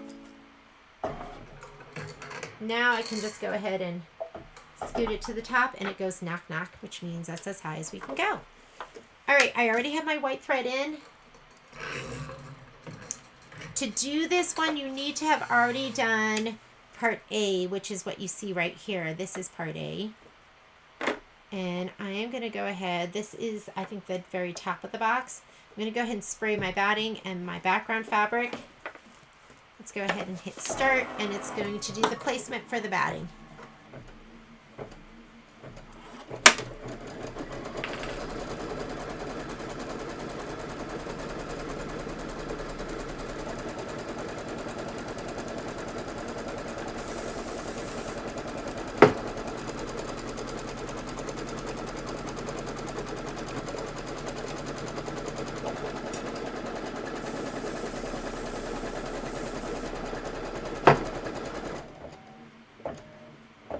Now your batting fabric, if you did it according to the spreadsheet, is cut to size, which means that you're not trimming anything. And you're skipping steps, and it's saving you so much time. Okay, so batting is down. I'm going to go ahead and skip the next steps. So right here, I'm going to skip the tack down, the placement for the background, and we're going to do this, which is the tack down for the background fabric. My background fabric is sprayed. I'm going to just center it over this piece. What is that? It was like a bug. Definitely want to make sure there's nothing dark on top of your batting because it'll shadow through. And that's good. Tack it down. How we doing, ladies? Anyone stitching with me today? Are we watching? There's a lot of you on here, so I hope we're stitching. If you're watching, that's fine too. Some people say it's too fast, so they stitch later. I can't help it, ladies. I'm a fast machine. Okay, if you look at your screen, it should show you a whole bunch of Christmas trees. Go ahead and hit start and do your quilting.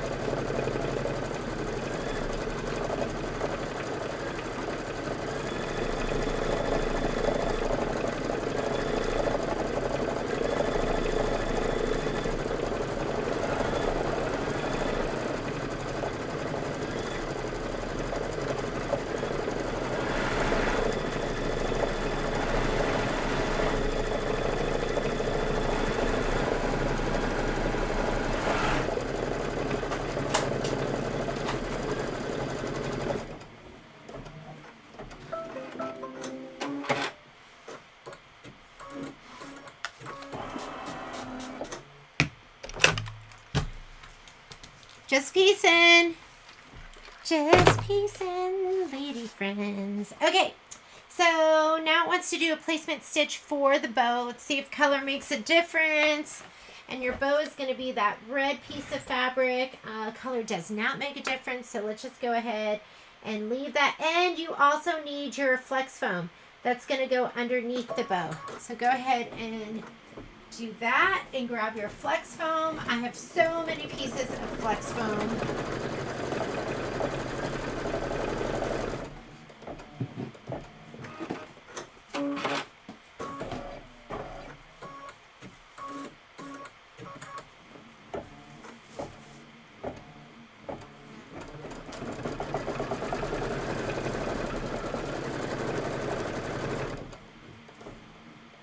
Flex foam's going to go down first.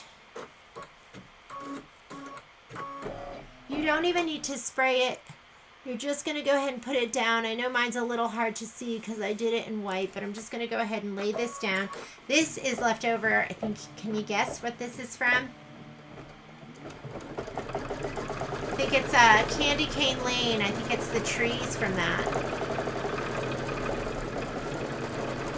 So we're going to do our flex foam. We're going to trim close to the line, close to the stitch line, and then you want your red piece of fabric. I'm going to give that a little shot of spray.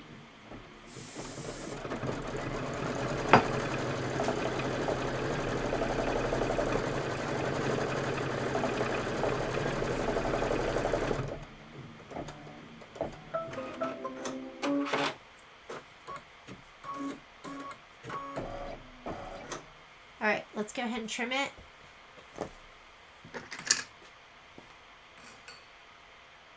Oh no. So if it's going offline, if you're going offline, I don't know what you're watching it on, Linda. Are you on YouTube or are you on Facebook? Because I find that Facebook is more stable. Patrick's not here, so I can't ask him how it's doing. Anyone else having that issue? And if you are, what platform are you on? Are you on Facebook or are you on YouTube?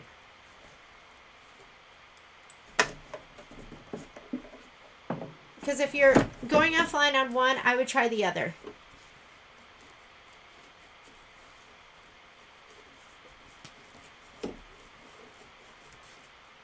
I will cut a little closer once I get this out of the way. Oh my goodness, my back is looking really cute, although I haven't done too much.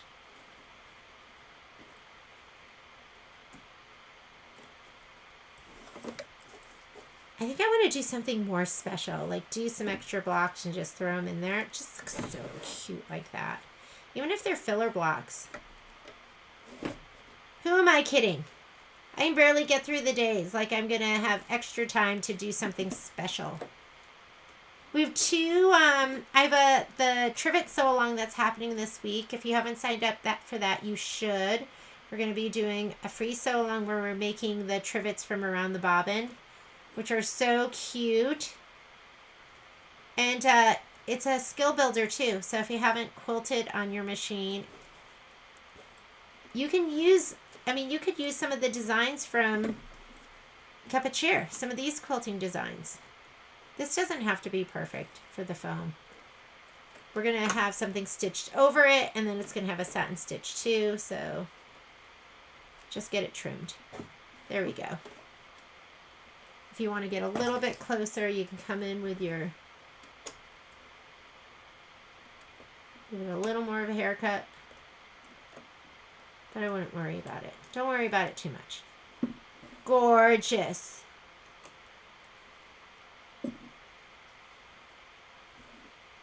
Okay, next step. Next step is going to be placement line for the bow and then stitch the bow base tack down line. We can skip both of those steps. Oh no, this is what we just did. Now we're going to do this part here. Let's skip them both because quite honestly, you know where the bow fabric's going to be. Why are we going to do that? That's just, we're going to do the placement, we're going to skip, the tack down we're going to do. Okay.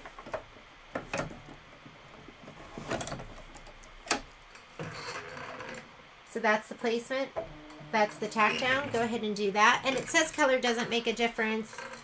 I am more apt to go ahead and put my red in right now, but let's see what the first color is that's going to matter. And it is red. So why don't we go ahead and just put our red in right now. That way, if for some reason you don't get a super full satin stitch, you're not going to have any white peeking out underneath. What do they call their red? They call their red Wildflower. They have, Glide probably has a couple different reds.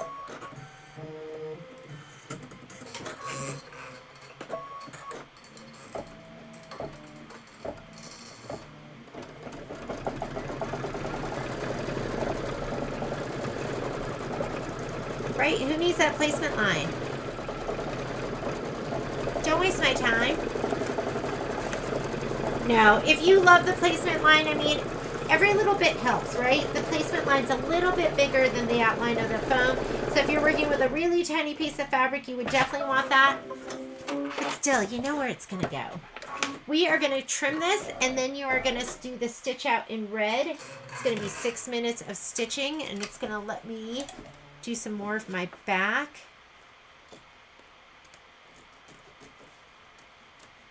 When I start piecing a back, that's when I'm like, oh, I wish I had just all the time in the world. I could just sit here and just turn on the TV, watch something good.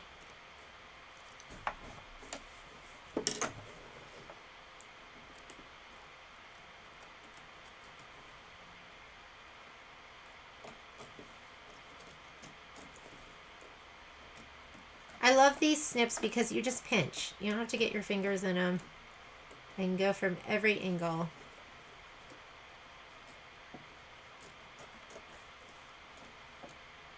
I think it helps when I'm filming that I'm not pulling the hoop off, putting the hoop on,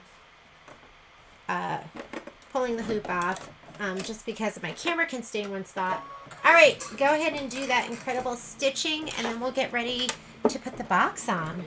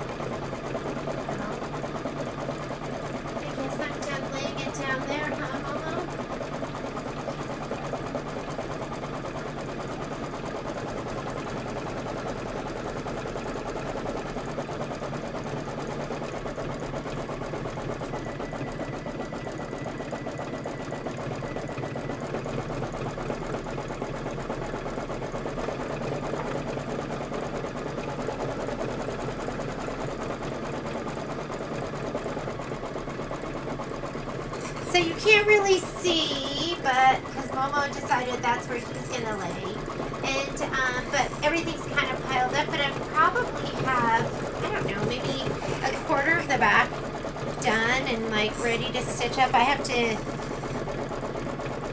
unstack them. I had to stack them up so he could be where he wanted to be, because it's all about Momo.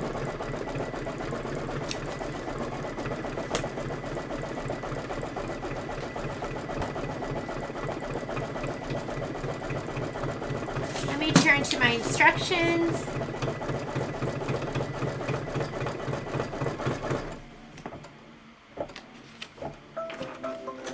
Perfect timing. Okay, next thing we're going to do is we're going to stitch the gift box placement line and center stitch line. And that was that stitch that kind of went, you know, when it unzipped the gift box, it went down the center of it. I'm just going to leave the red on. Let's go ahead and just stitch that because that's definitely a color that I can see. And then we're going to do the little pinning process that we did before.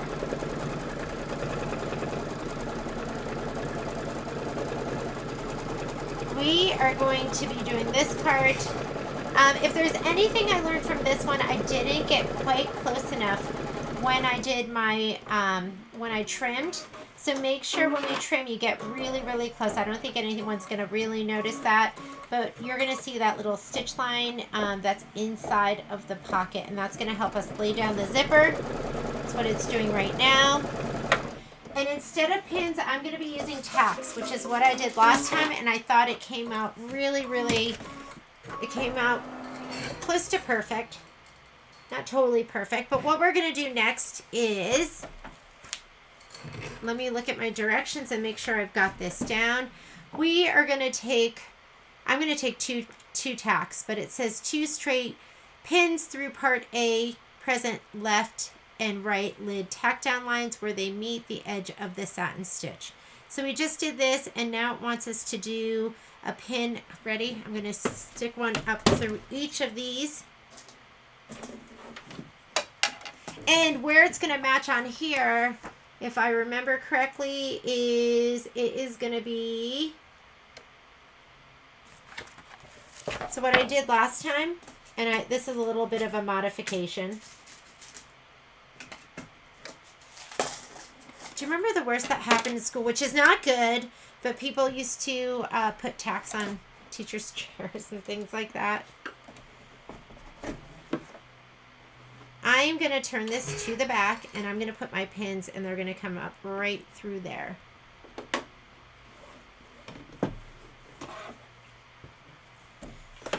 Oh my goodness, I left a tack. And it's hard for you to see on my back, but I know where it's going to come out. So I'm going to put one right here through this hole. I partially stepped on one. You know, I started to step down and felt it, and then I stopped myself. Did I do that right? There is. That's going to go there. That's going to go up.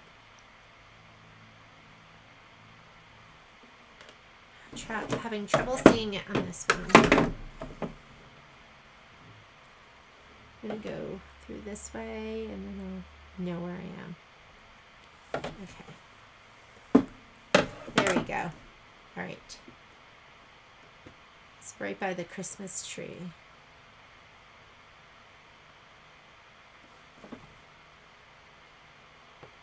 Okay.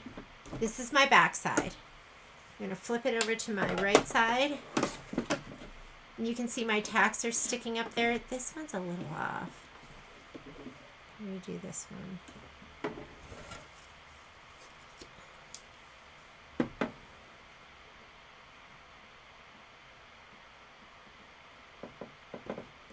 Let's see if I'm spot on there. Okay, I'm pretty close.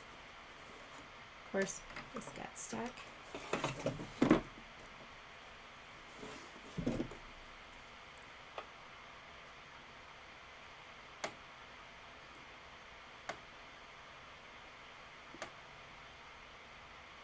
There we go.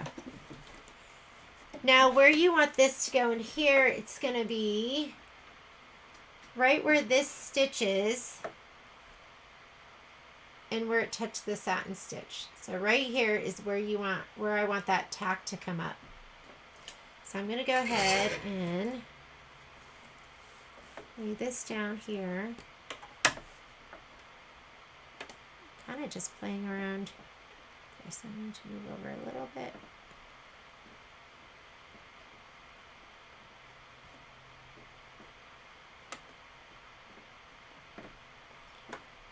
There we go. Perfect. Can you see that? So I want the tip of my tack to come out where that stitch is and where it meets the satin stitch. Now I'm going to do the other side.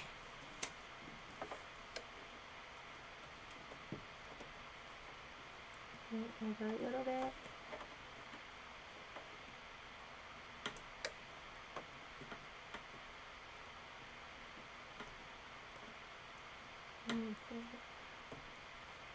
And that's on there perfectly too.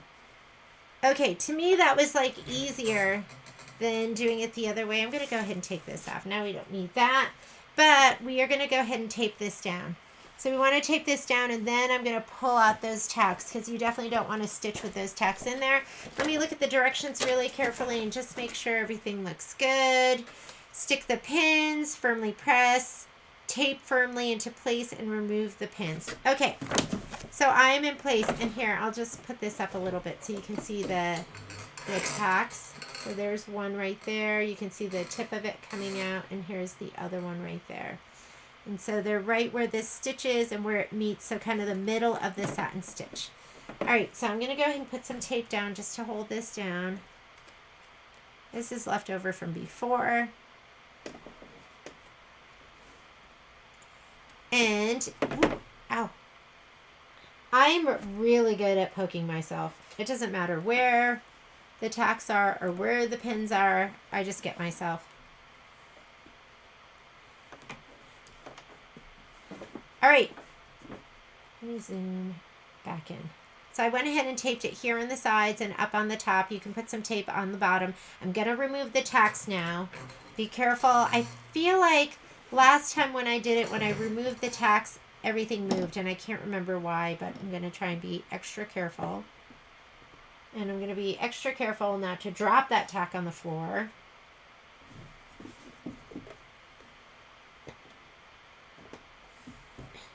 There we go. Before we start stitching, let's see what it wants us to do. Stitch the gift box tack down line. So we'll do that. Color doesn't make a difference. I still have red in there. And it says open the zipper 3/4. So let's do the tack down line. The next color that is going to make a difference is the green. So I'm just going to go ahead and put the green in right now.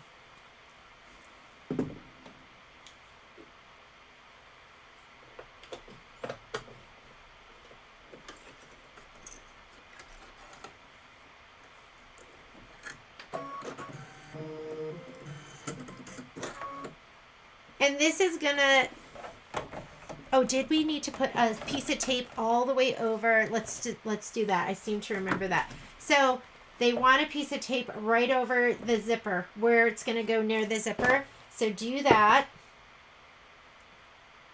because you don't want the zipper foot to catch. I'm gonna put it here, and we're gonna put it up here. Let's do our tack down. And if you feel like you're right way off, because you should be on that previous stitch line, if you feel like you're way off, then stop it and reposition it.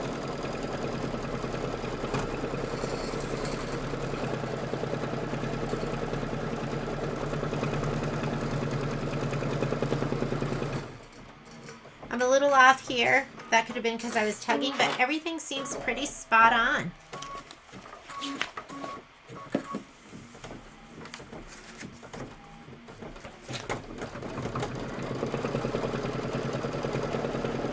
After we do this, we're going to open the zipper 3/4 of the way and tape the zipper pull in place.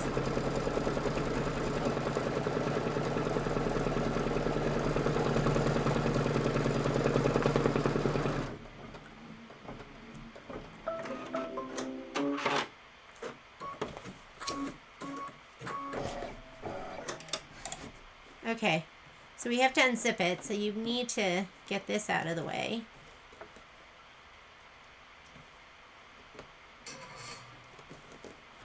So let's unzip it 3/4 of the way. We're going to tape it in place.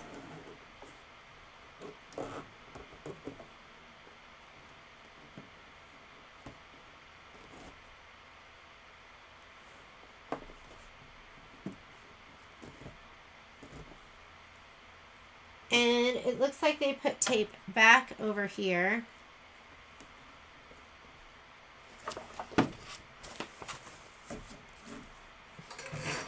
So there's your tape, and I'm up at the top, and tape. So tape the zipper, stitch the zipper top. Let's look at our instructions. Let's see if we can do this. So that was step number 7. Step number 8, stitch the zipper top tack down line, which is right here. And actually they don't have a piece of tape right there. So we're going to stitch this right here, remove the tape from the zipper top, and trim the fabric close to the stitch line. Okay, I'm going to put it back on because it doesn't show it there, but then it says to remove it. So let's go ahead and do that. And it's going to go ahead and stitch that down, and then we'll move it just so it doesn't get caught anywhere. Let's just go ahead and leave it. We'll move the zipper. Remove the tape now. And now it wants us to trim around the whole thing. So go ahead and trim around the whole thing, including the zipper tape stuff. So I'm going to use a hardier pair of scissors. Let's use my double curved. If I can find it. Do these tweezers. We are at 1 o'clock, so we have completed our sew along, but I'm going to do one more block as part of the sew along. You know me, I can't seem to stay within my time.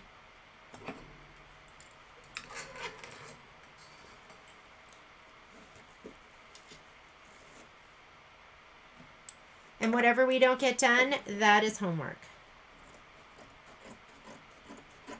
Okay, trim close, because remember what happened to me. I had some thread sticking out. And it was really on the top, so. And if you have to go layer by layer, go layer by layer. It's okay, this is a lot of stuff we're cutting through.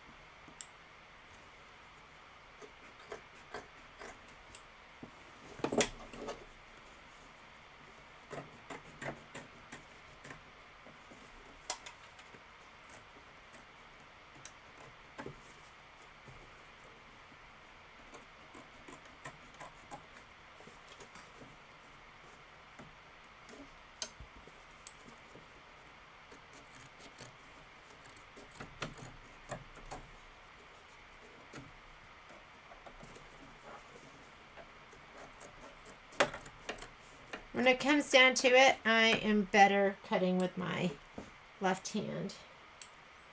But sometimes it's just more convenient for me to cut with my right.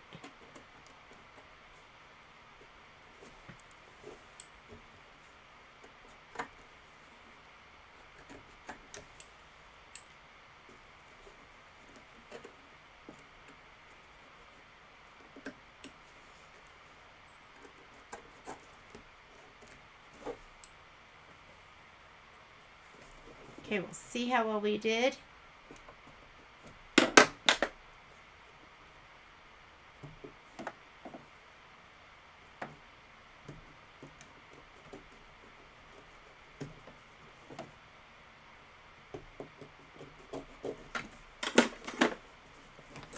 All right.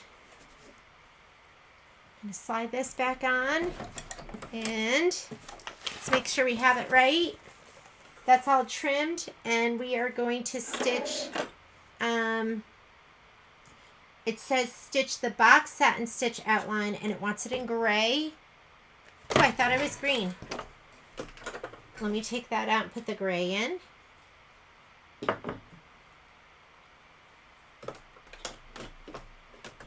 And then we're going to stitch the top, and then we're done with this one.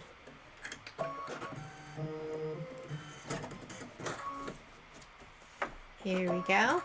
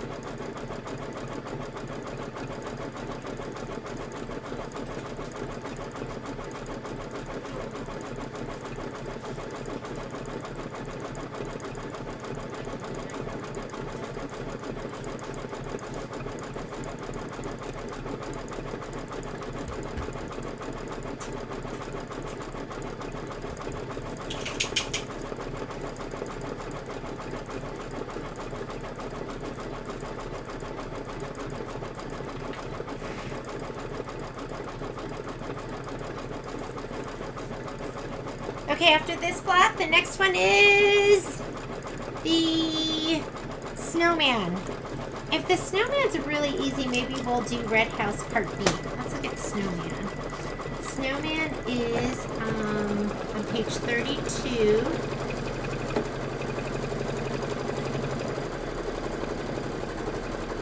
Snowman is so cute, and there is some fringe on that. And if you've never done fringe before, maybe we should go ahead and do that one.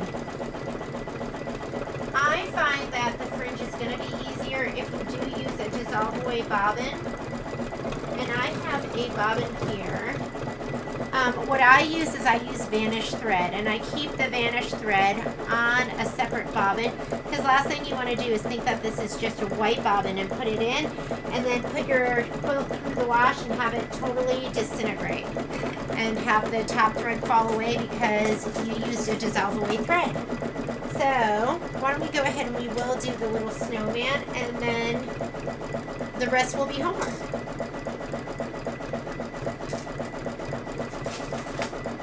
So I'm going to go ahead and grab my fabric for the snowman.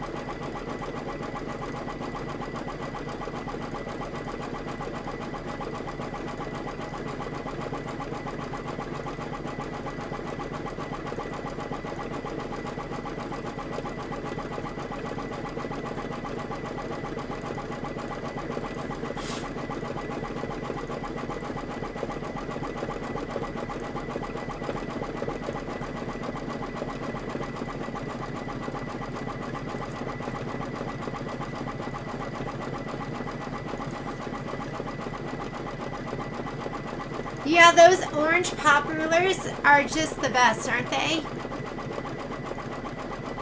I had Gail Cram just did a quote for this store, and she was telling me how the pop ruler, the 4.5 by 4.5, was perfect for squaring up her half square triangles, and her blocks that she made, 80 blocks that used half square triangles, and they are, I love the pop rulers.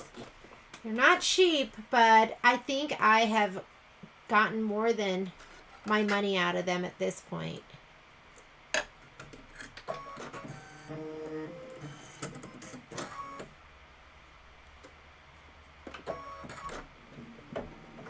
How are we here? Let's see.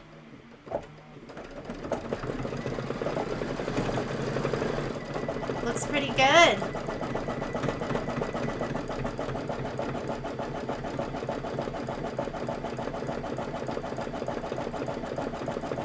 Hopefully my threads are trimmed, or my fabric's trimmed enough that it won't be peeking out.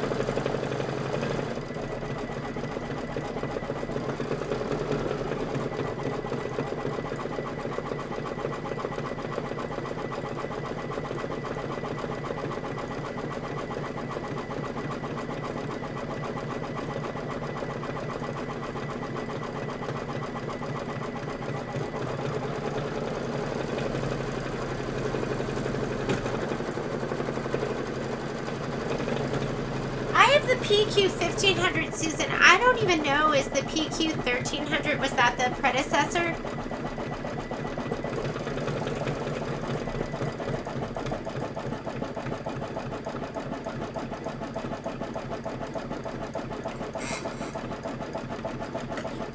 I'm gonna stop this and let me just get these, because maybe that'll save me some grief later on. Although they're green.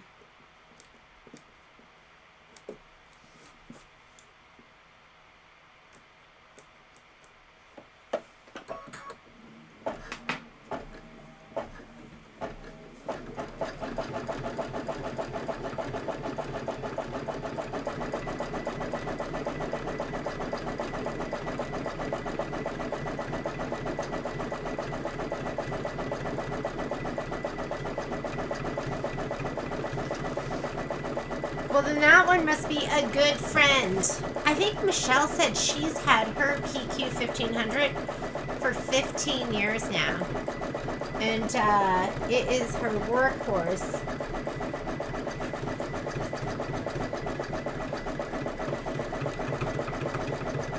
Okay, so for homework, because we're not going to get to it, you're going to have to do filler block. I have it in here that you'll do the house, blue house, part B with filler block 53 to the right and 54 underneath. Those are the little 1" by 7" ones. Red house, part B, mug 2, part B, and filler block 51 and 52. In the 5 by 7, there's going to be 2 hoopings. I forgot to put believes, so don't forget to do believes, but I think I forgot to put that on there. But you are going to be doing in the 5 by 7, I think there were only 2 blocks. There will be 2 hoopings in your 5 by 7. Red house roof part B will be in the 5 by 7, and then believes will be on the 5 by 7, but like I said, I forgot to put that on the spreadsheet that the believes is supposed to be on there too. So you're going to have 2 blocks that you'll do in the 5 by 7. And that's it, ladies. For our next meeting, you're going to need to have sections 5, which is already partially complete. So you'll have to finish section 5, 6, and 7. And next week, we're going to do the embellishments. So we'll be doing the embellishments, and we're going to be doing the border strips. Can you believe it? Like, I think we did a good job, and we really got through this. Go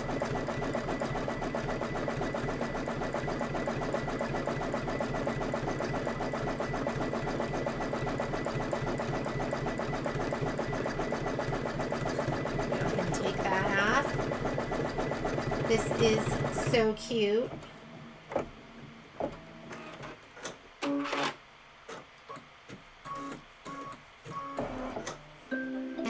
done.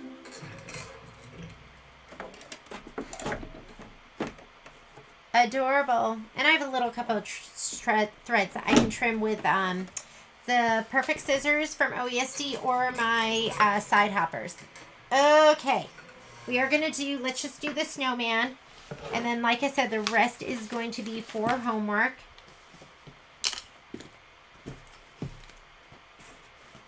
Grab this. Let me grab a piece of tape. Clean this off a little bit.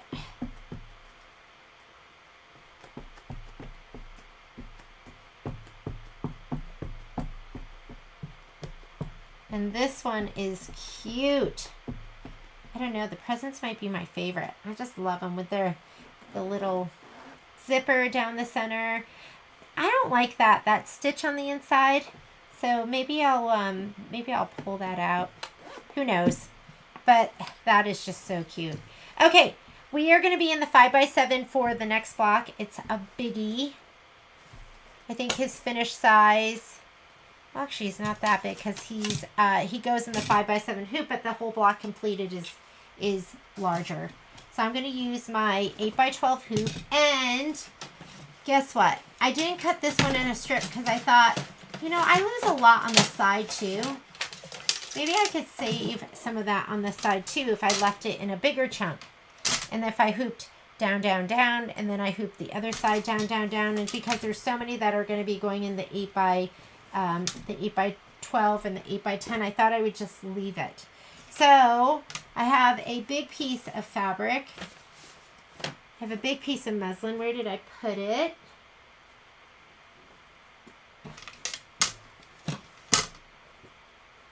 Is this it?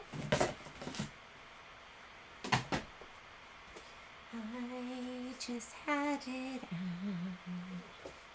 No, see it out.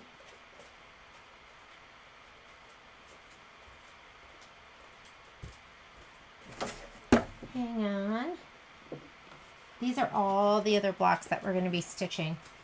And most likely I will do mine as homework tonight. Oh, here it is. I thought I had it there.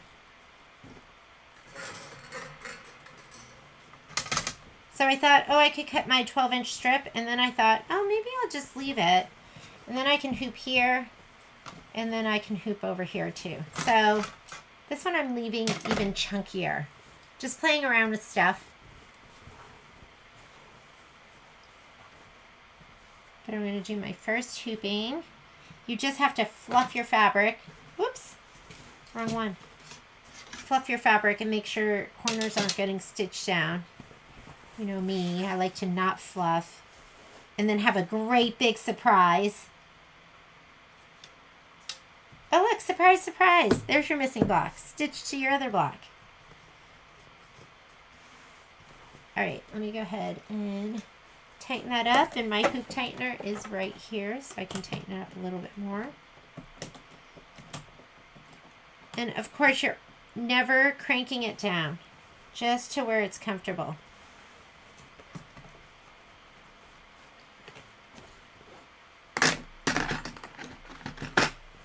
All right, let's go to the machine. I'm going to go ahead and slide this on.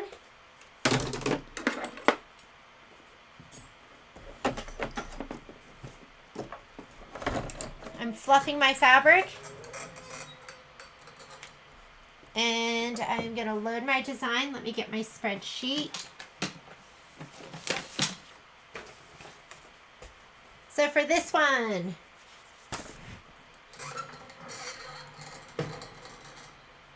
let's go home to clear our screen.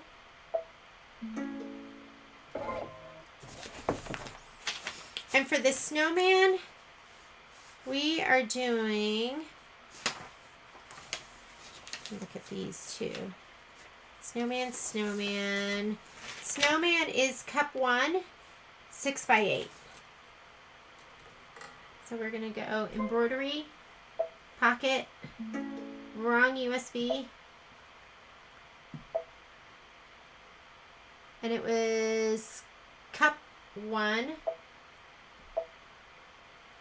and 6x8, and it doesn't have a horizontal or vertical, so 6 by 8. And you can see I'm out of my 8 by 8. So I'm going to go here and I'm going to change my hoop size to 8 by 12. And if I'm using fabric that's going to go on the bottom and the right, I'm going to take this and snug it to the top left. But before I do that, let's add the snowman. Snowman. He's an applique block. He is a... What is he? He is a... Oh, he's got fringe. He's a fringe block because his scarf has fringe on it. Let's see where he is placed on the quilting. It looks like the instructions say centered. Centered, and we're going to be using the matching thread to match the background fabric. So we're going to leave him right where he is. I'm just going to go ahead and hit embroidery. That'll combine him. And I am going to take this and put it all the way in the top left. And that way we'll be able to have fabric to the right and below. All right. I think that is it. We are ready to get stitching. The fabric, the thread that matches the fabric is going to be, which one should I use? I think I will use this. I know it's a little bit darker. Or should we use a different one? That one's fine. That'll look good. It's going to have cups all over it. Let's go ahead and change out your upper thread. I did actually have one more large cone that I was using. Maybe we'll get that.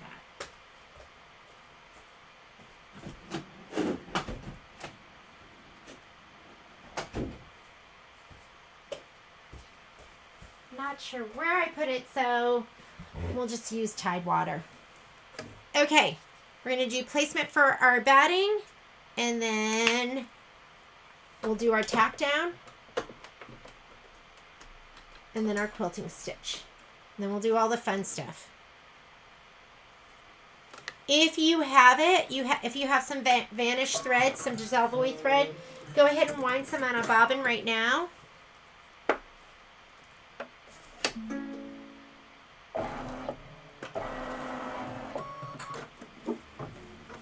I'm going to spray my batting and my background fabric. I'll put these to the side for now. Oh, you know what? I'm betting that that snowman fabric needs some shape flex on the back, and I haven't done that yet, so let me get a piece of shape flex.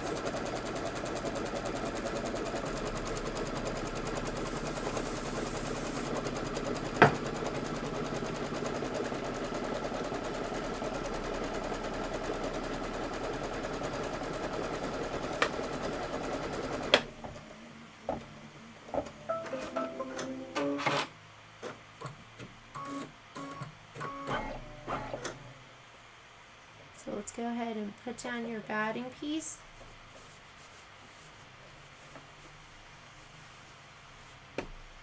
And your background piece, we're going to give that a shot of spray too. And we're going to skip steps 2 and 3.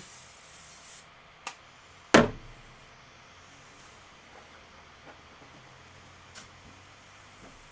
ahead and put this down.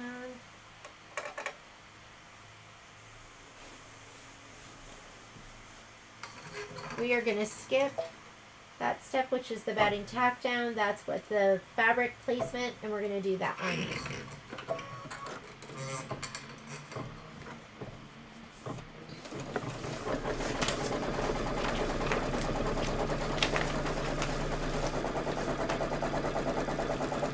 I like to hold them down just to make sure it doesn't get pushed around at all.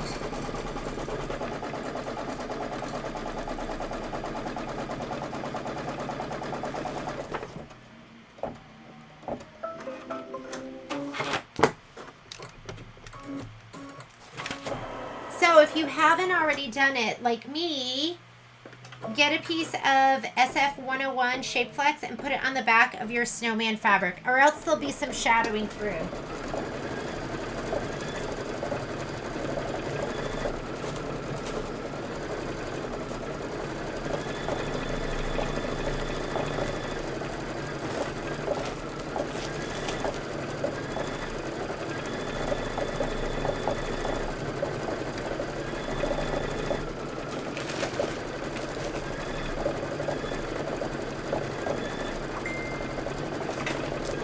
the other thing you're going to need is get your hook and loop. You're going to need that as well.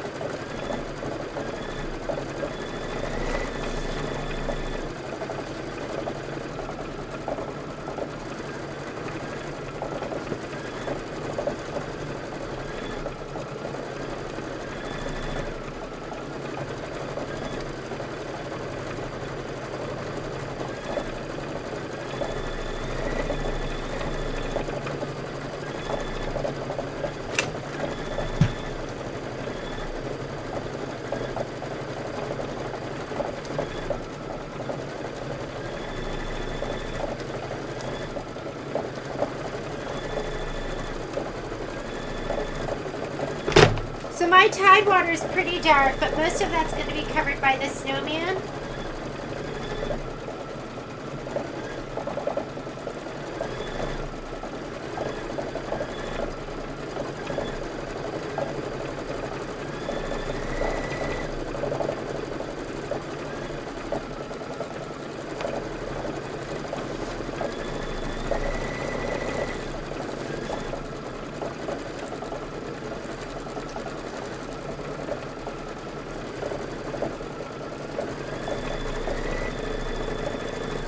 While it's stitching that, I'm going to give these a little shot of spray. This is my polka dot, my white with the polka dot on it. I'm going to spray the shape flex side, and my red, that's going to be the hat.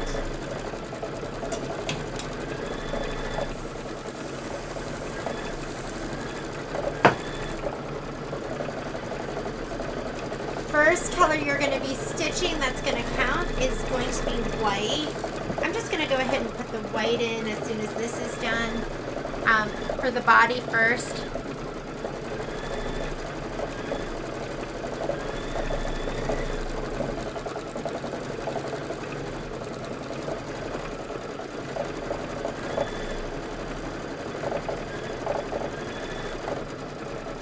You've got fringe on the very top of the hat, and then you're going to have fringe on the scarf.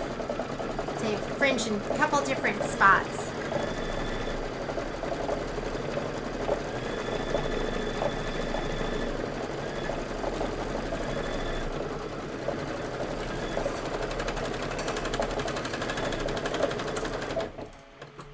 So that sounds funny. Let's see, we're so close. Let's see if we can just finish it up.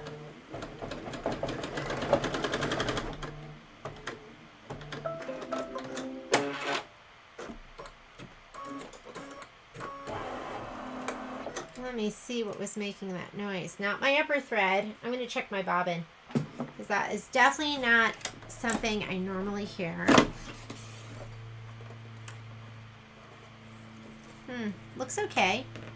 Did not cut my thread, so I just ripped it. I'm going to take out my bobbin out and just put it in one more time, just to make sure nothing is wrong.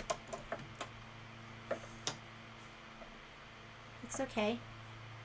Looks okay.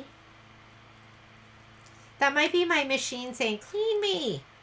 Please, Jeannie, clean me. Usually I get so busy stitching I forget. And something happens, like my cutter doesn't work or something like that. And that's my reminder that it is time to give the machine a little love. And then there's people like Michelle, who works at the store, who's so good. And she said she just gives all her machines a spa day once a month. I need a spa day, let alone my machine.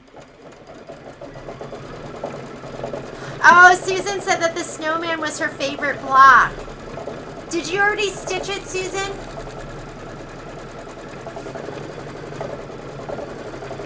Ooh, that makes me even more excited to stitch it.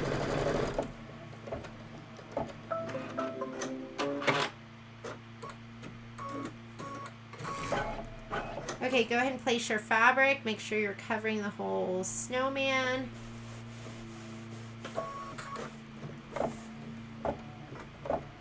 And then get ready to trim it.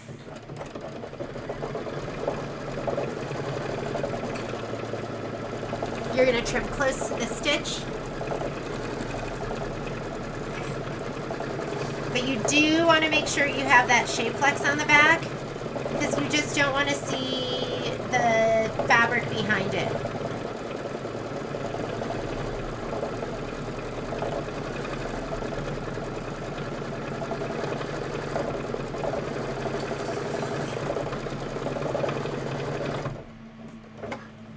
Okay, trim it.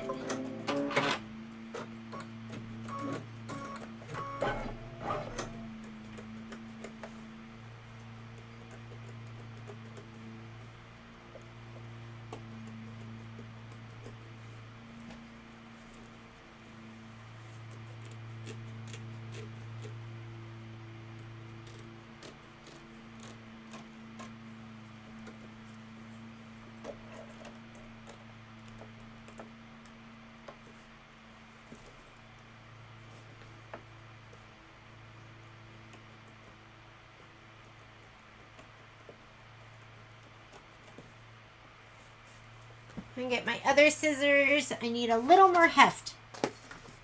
Where are they?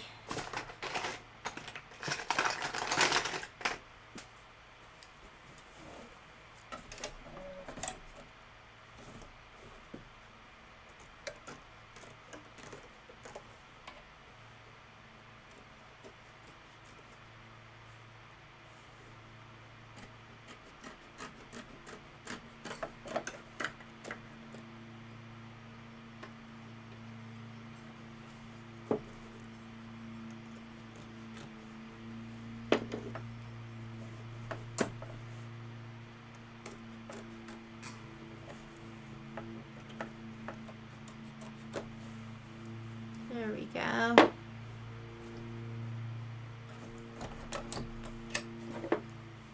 All right. Next step is going to be placement for the hat. Button cannot operate when... There we go. So make sure you have your red fabric ready to go.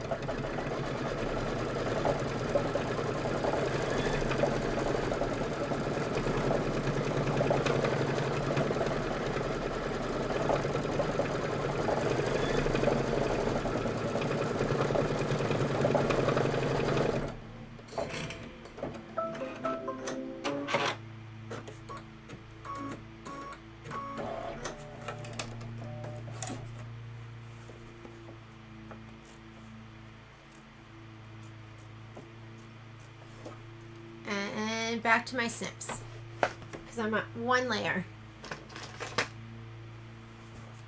If I can find them.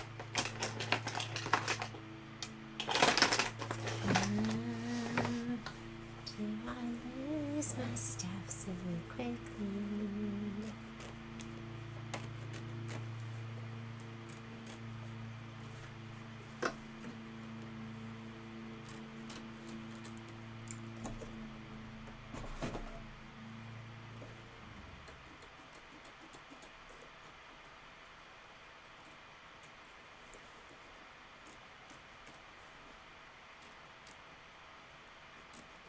Boba, boba. I'm dreaming about boba. It's what's getting me through right now. So I'm going to go ahead and slide that on and just hit start, and it's going to do the satin stitch around the snowman body.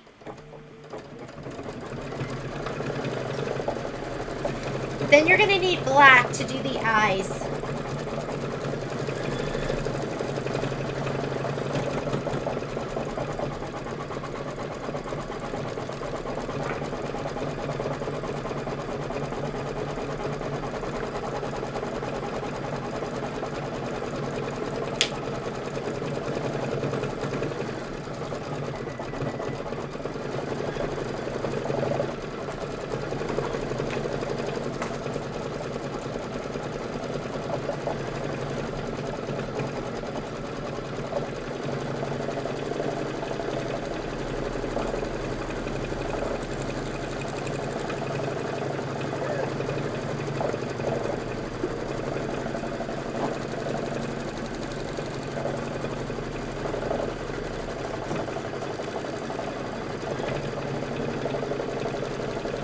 I always love an orange nose for my snowman, so I just grabbed some orange to do his nose.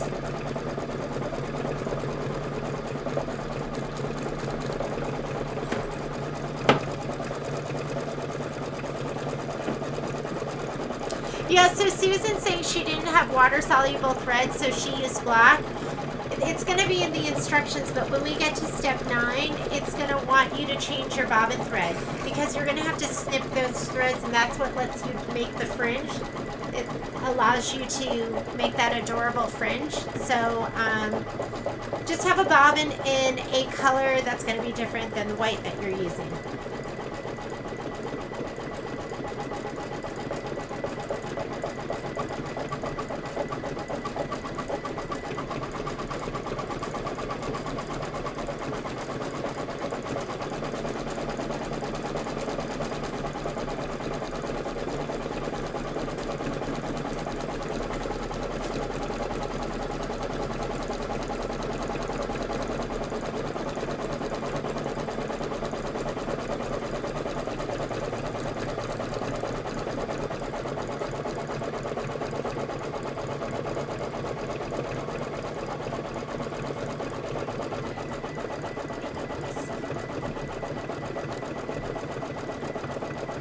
Momo didn't get a morning walk, so he's slightly losing it. I think I'll take him out as soon as we're done.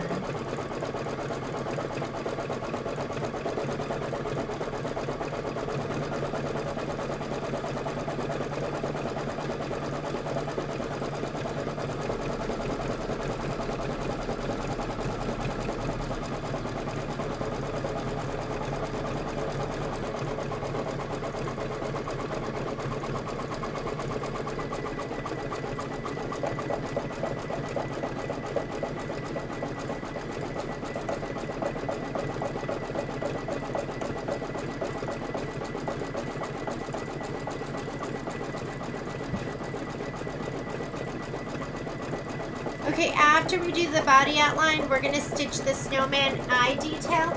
I am going to pop in a black bobbin just for the, just to make sure I don't see any of the white for the eyes. It'll probably be totally fine, and I probably don't need it, but I'm just going to do it just in case. Let me grab a black bobbin.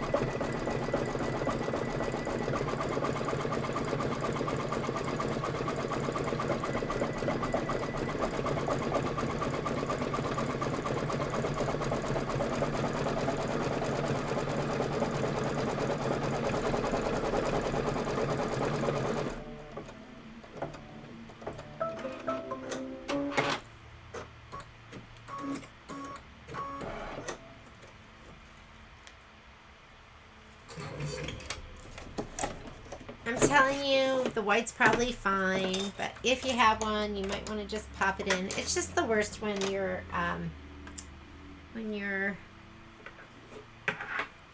white is showing through. And sometimes it's just the nature of the stitch.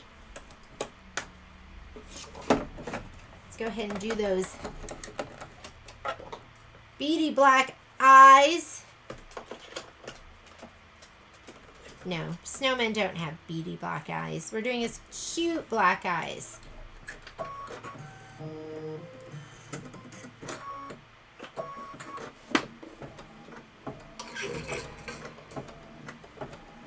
And then after his eyes, we're going to do his nose.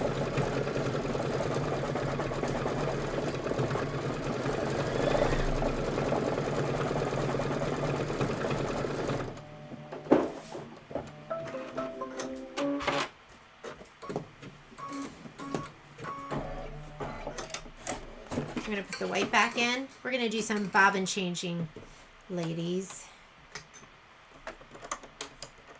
Let's take that out. Put this in. Every once in a while I'll miss my bobbin tension. If ever your thread looks bad on the top, that's usually means your bobbin isn't in right or something's going on in your bobbin area. It's kind of counterintuitive. If it's bad looking on the underside, it's usually something wrong in your upper threading or your upper tension. I can't decide. I think I'm going to go this. It's just a carrot nose.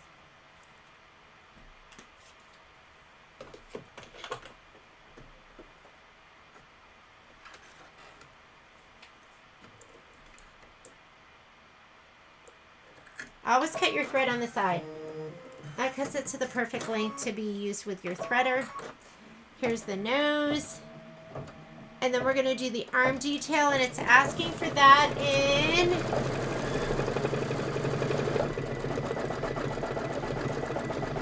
looks like brown. So I'm going to put my brown in next. Oh, that's a big nose.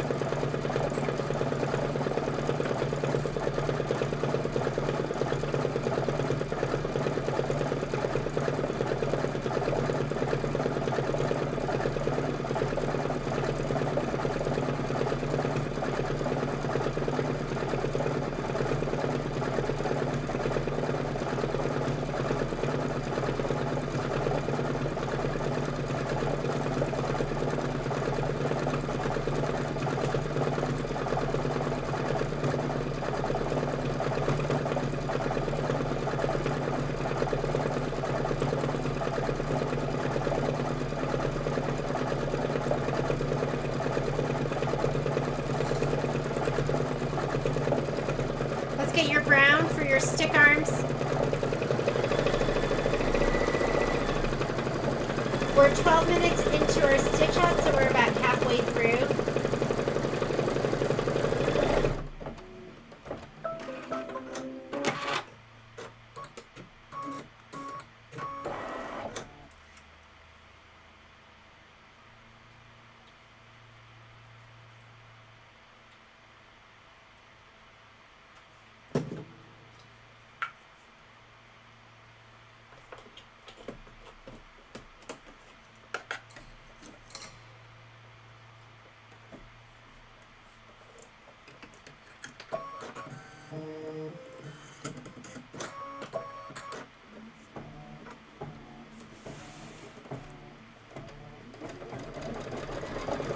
And then we're going to put in our water soluble thread.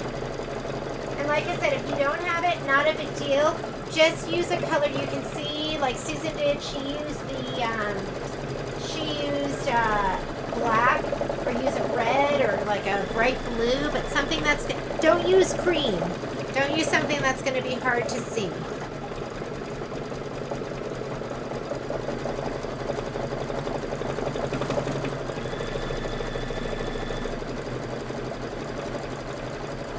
So for me, with my water-soluble thread, I'm just going to be able to take a Q-tip and kind of rub it against the thread, and it will release the fringe. If you're using I just find that sometimes I really struggle cutting the threads, that they are just sewn in, and it's hard for me to pick between the threads I need to cut and the threads that are supposed to stay there to anchor your stitches down.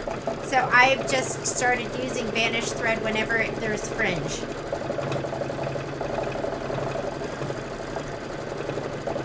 And if you're just using the colored thread, you just kind of have to go for it. You just kind of have to go, that's the one I need to cut, and I'm cutting it.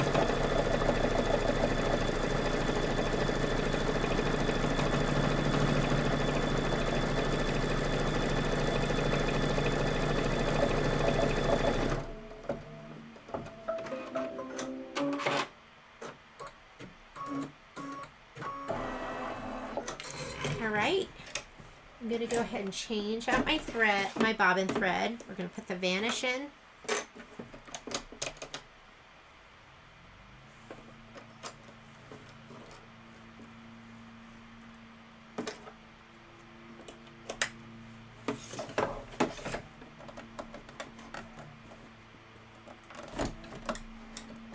We're going to stitch the hat fringe stitches. Hopefully I have enough bobbin thread in there. If not, I need to be able to find my vanish. Let's see. Because we've got the hat, the two little pom-pommy things on the top, and then we have the scarf.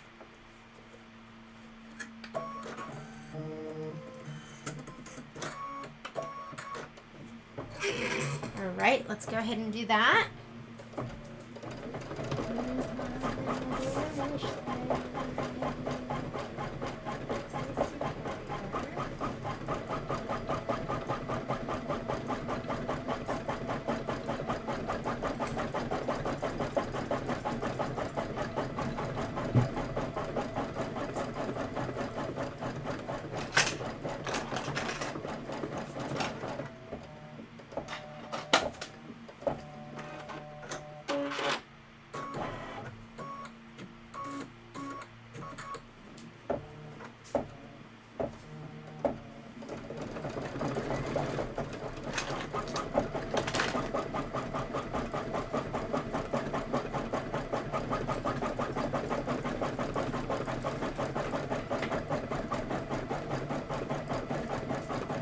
So the vanish they sell on a little tiny spool like this, or else you can buy it by the kind of a king cone. Like I think it comes in 3,000 meters, and that way if you are a long armor and you want to be practicing, you can put it in your long arm and then just wet it and just reuse that quilt sandwich all over again. Okay, I'm going to take this out and we're going to stitch the scarf fringe, which is going to be in white. So go ahead and put your white thread in.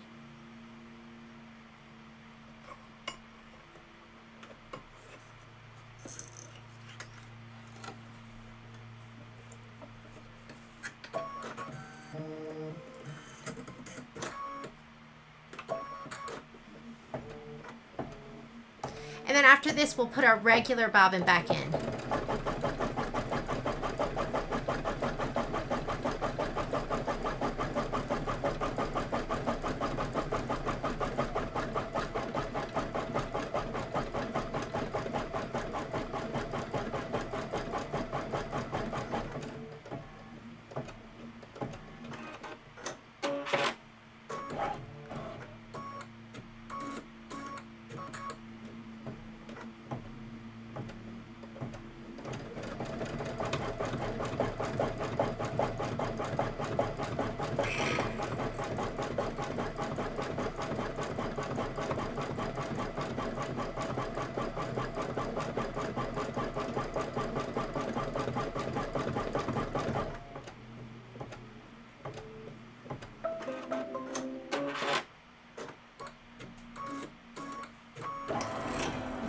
Right, we're going to put a regular bobbin. I can't believe it made it.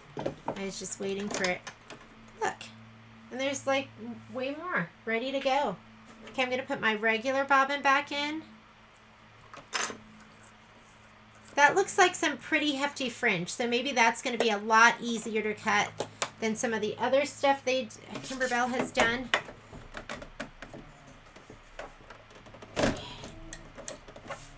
There we go. And we are going to put in our red thread.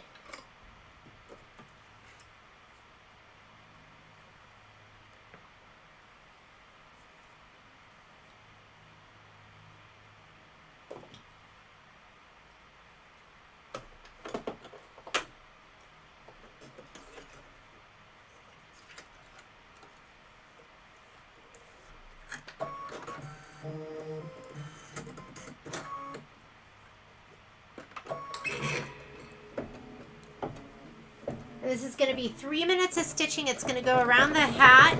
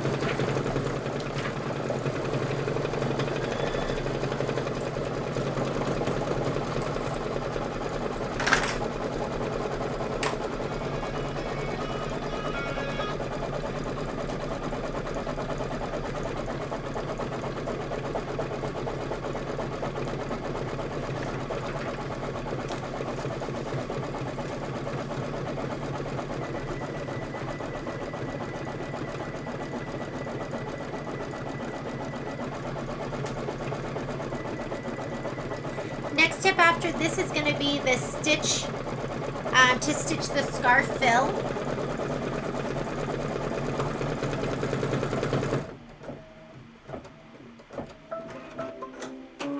And that's going to be in red.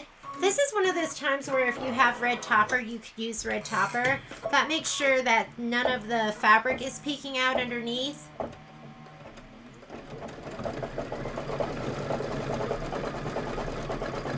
I'm not going to use it. It'll be fine. But if you were worried about it, you could use it now.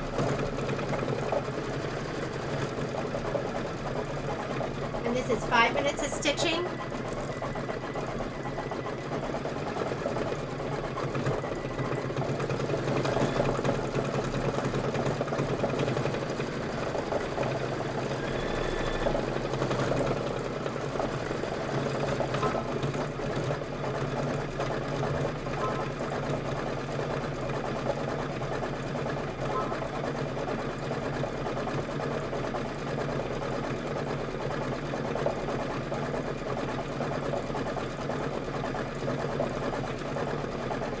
Alright, ladies, your homework.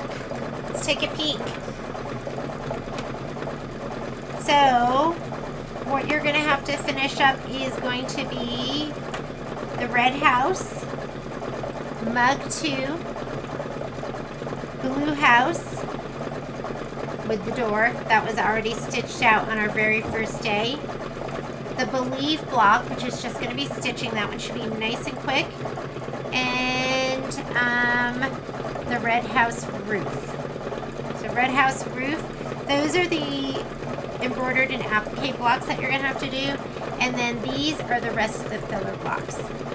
So you're going to have the little skinny ones, this one big one. So not too much. I think you'll be able to get through this. This is probably around the same amount of homework that you had last time, and then you have to sew all your sections together.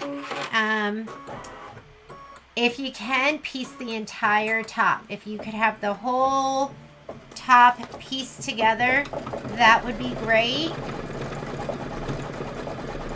because then we will just have to do our borders.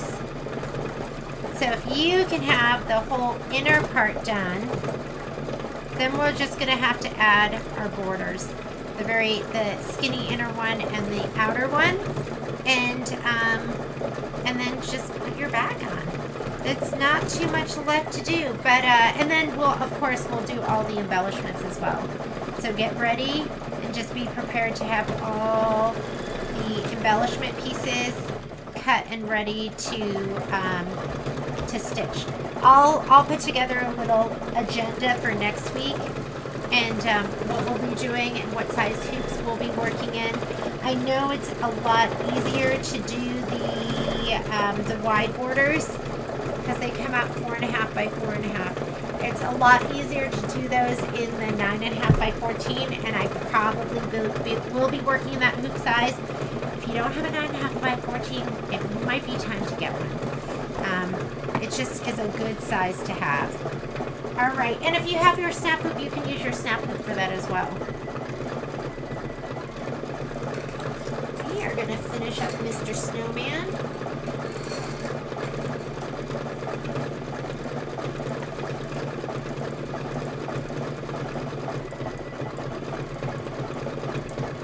Next color is going to be the green. That did a pretty great fill, so I don't think you needed a topper. Looks nice and dense.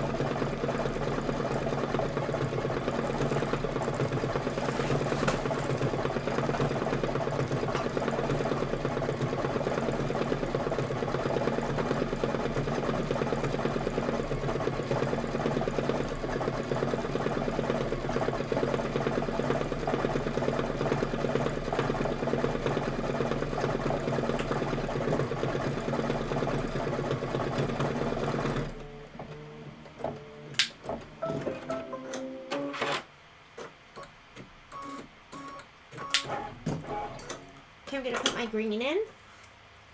Sage green.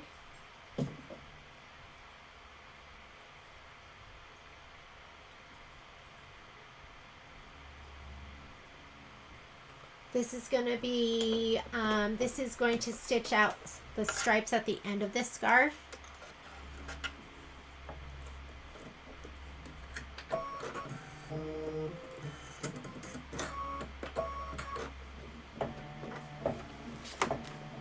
And as far as the hook and loop, you're going to need the soft side, and you want the 1/2 inch.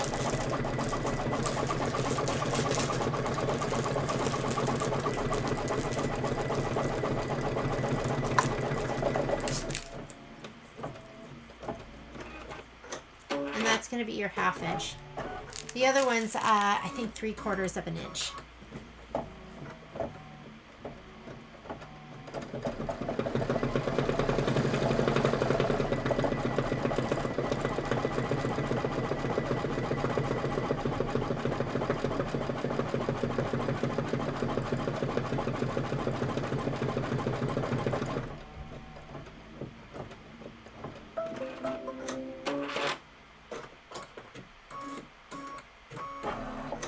All right, let's do the hat detail, and that's going to be in white.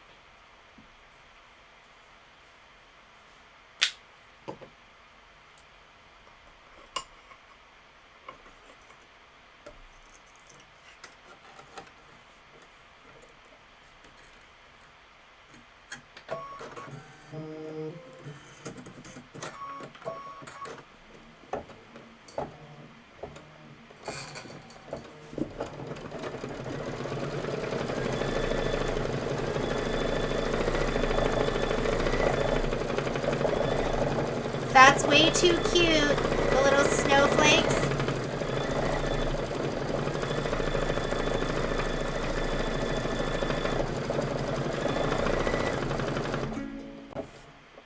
I need to do a bobbin change.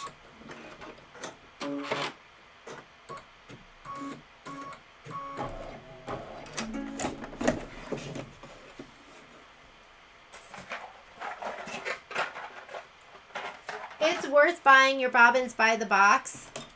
I really like the Filtech bobbins, and Filtech is the same as Glide. It's the same company. Don't buy the super cheap ones. We have, sometimes we have ladies that come in complaining about their stitching, and they've bought some really, really cheap ones on, I'm going back 10 stitches, on Amazon. Not that you can't buy great ones on Amazon too. I've never looked, but it's possible. But they're super silky, and so they don't hold bobbin tension. So buy the branded ones. Get the Filtech ones. Or you could buy like Superior. You could buy OESD. I think they do bottom line.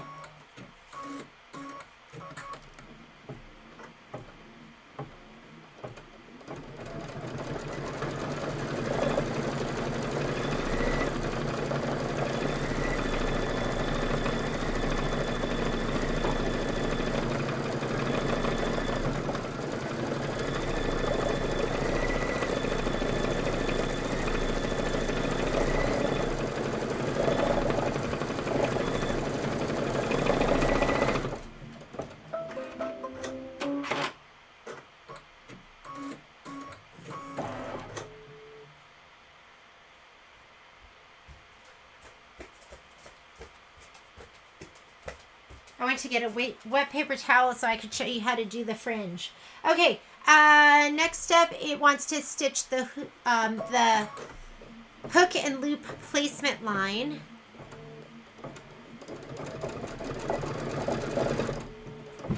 And that's a little itty bitty. It says to use glue, but I found that these have been sticky enough that you don't need it. But just go ahead and put this right over here. With white thread, it wants you to do the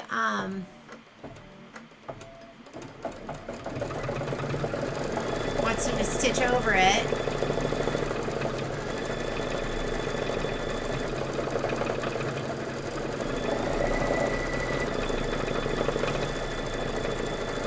And then you're going to stitch the advent calendar number.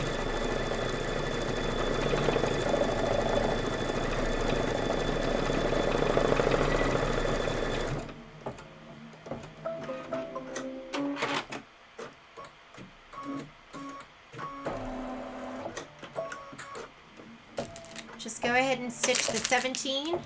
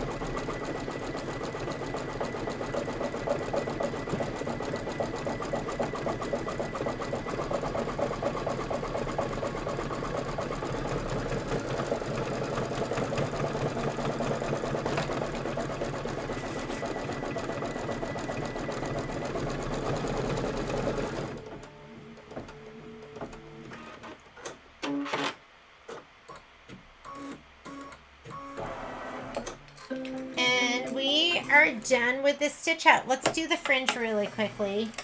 We might as well. So it says in the instructions to just spritz it, but I usually, let me see if I can, there. I'm just going to use a wet paper towel, kind of saturate that a little bit.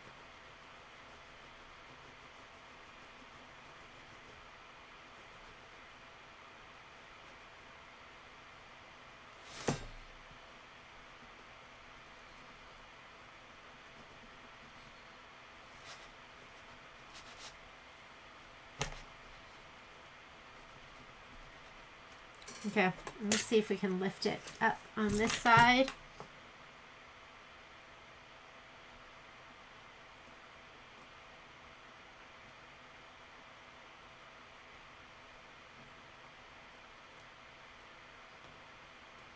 What happens is when I do the other way, I end up cutting some of them. So I really love the dissolve away thread. And then this will just come right out, unless it's not dissolved away enough. And that may be the case here.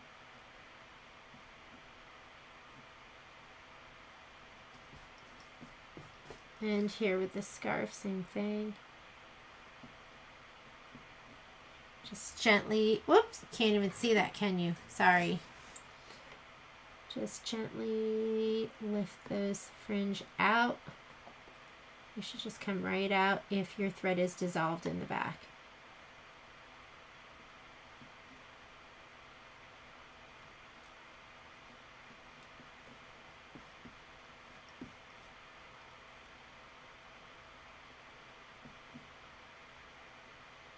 Don't be too aggressive. You don't want to snap your thread or break them.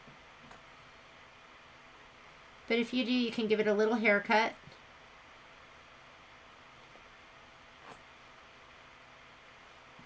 We should play that Bob Marley song.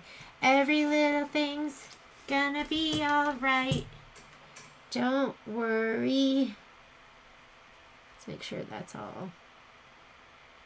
I want to pull it through the other way though, right?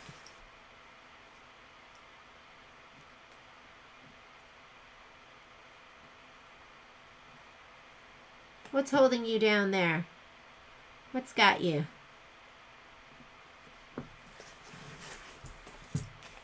Right here. Something's got you.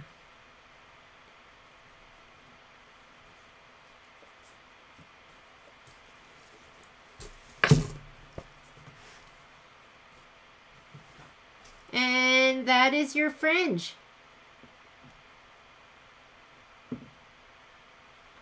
some reason he doesn't want to come out. I'll just leave him. He's in the back. Nobody's going to see. Everything else looks absolutely perfect. And we are done. So thank you, ladies. Thanks for joining me. I will see you, I think, this time next week. Don't forget to go in here with your perfect snips or your side hoppers. Either one will work. And get rid of all of those jump threads, because then it'll look even more special.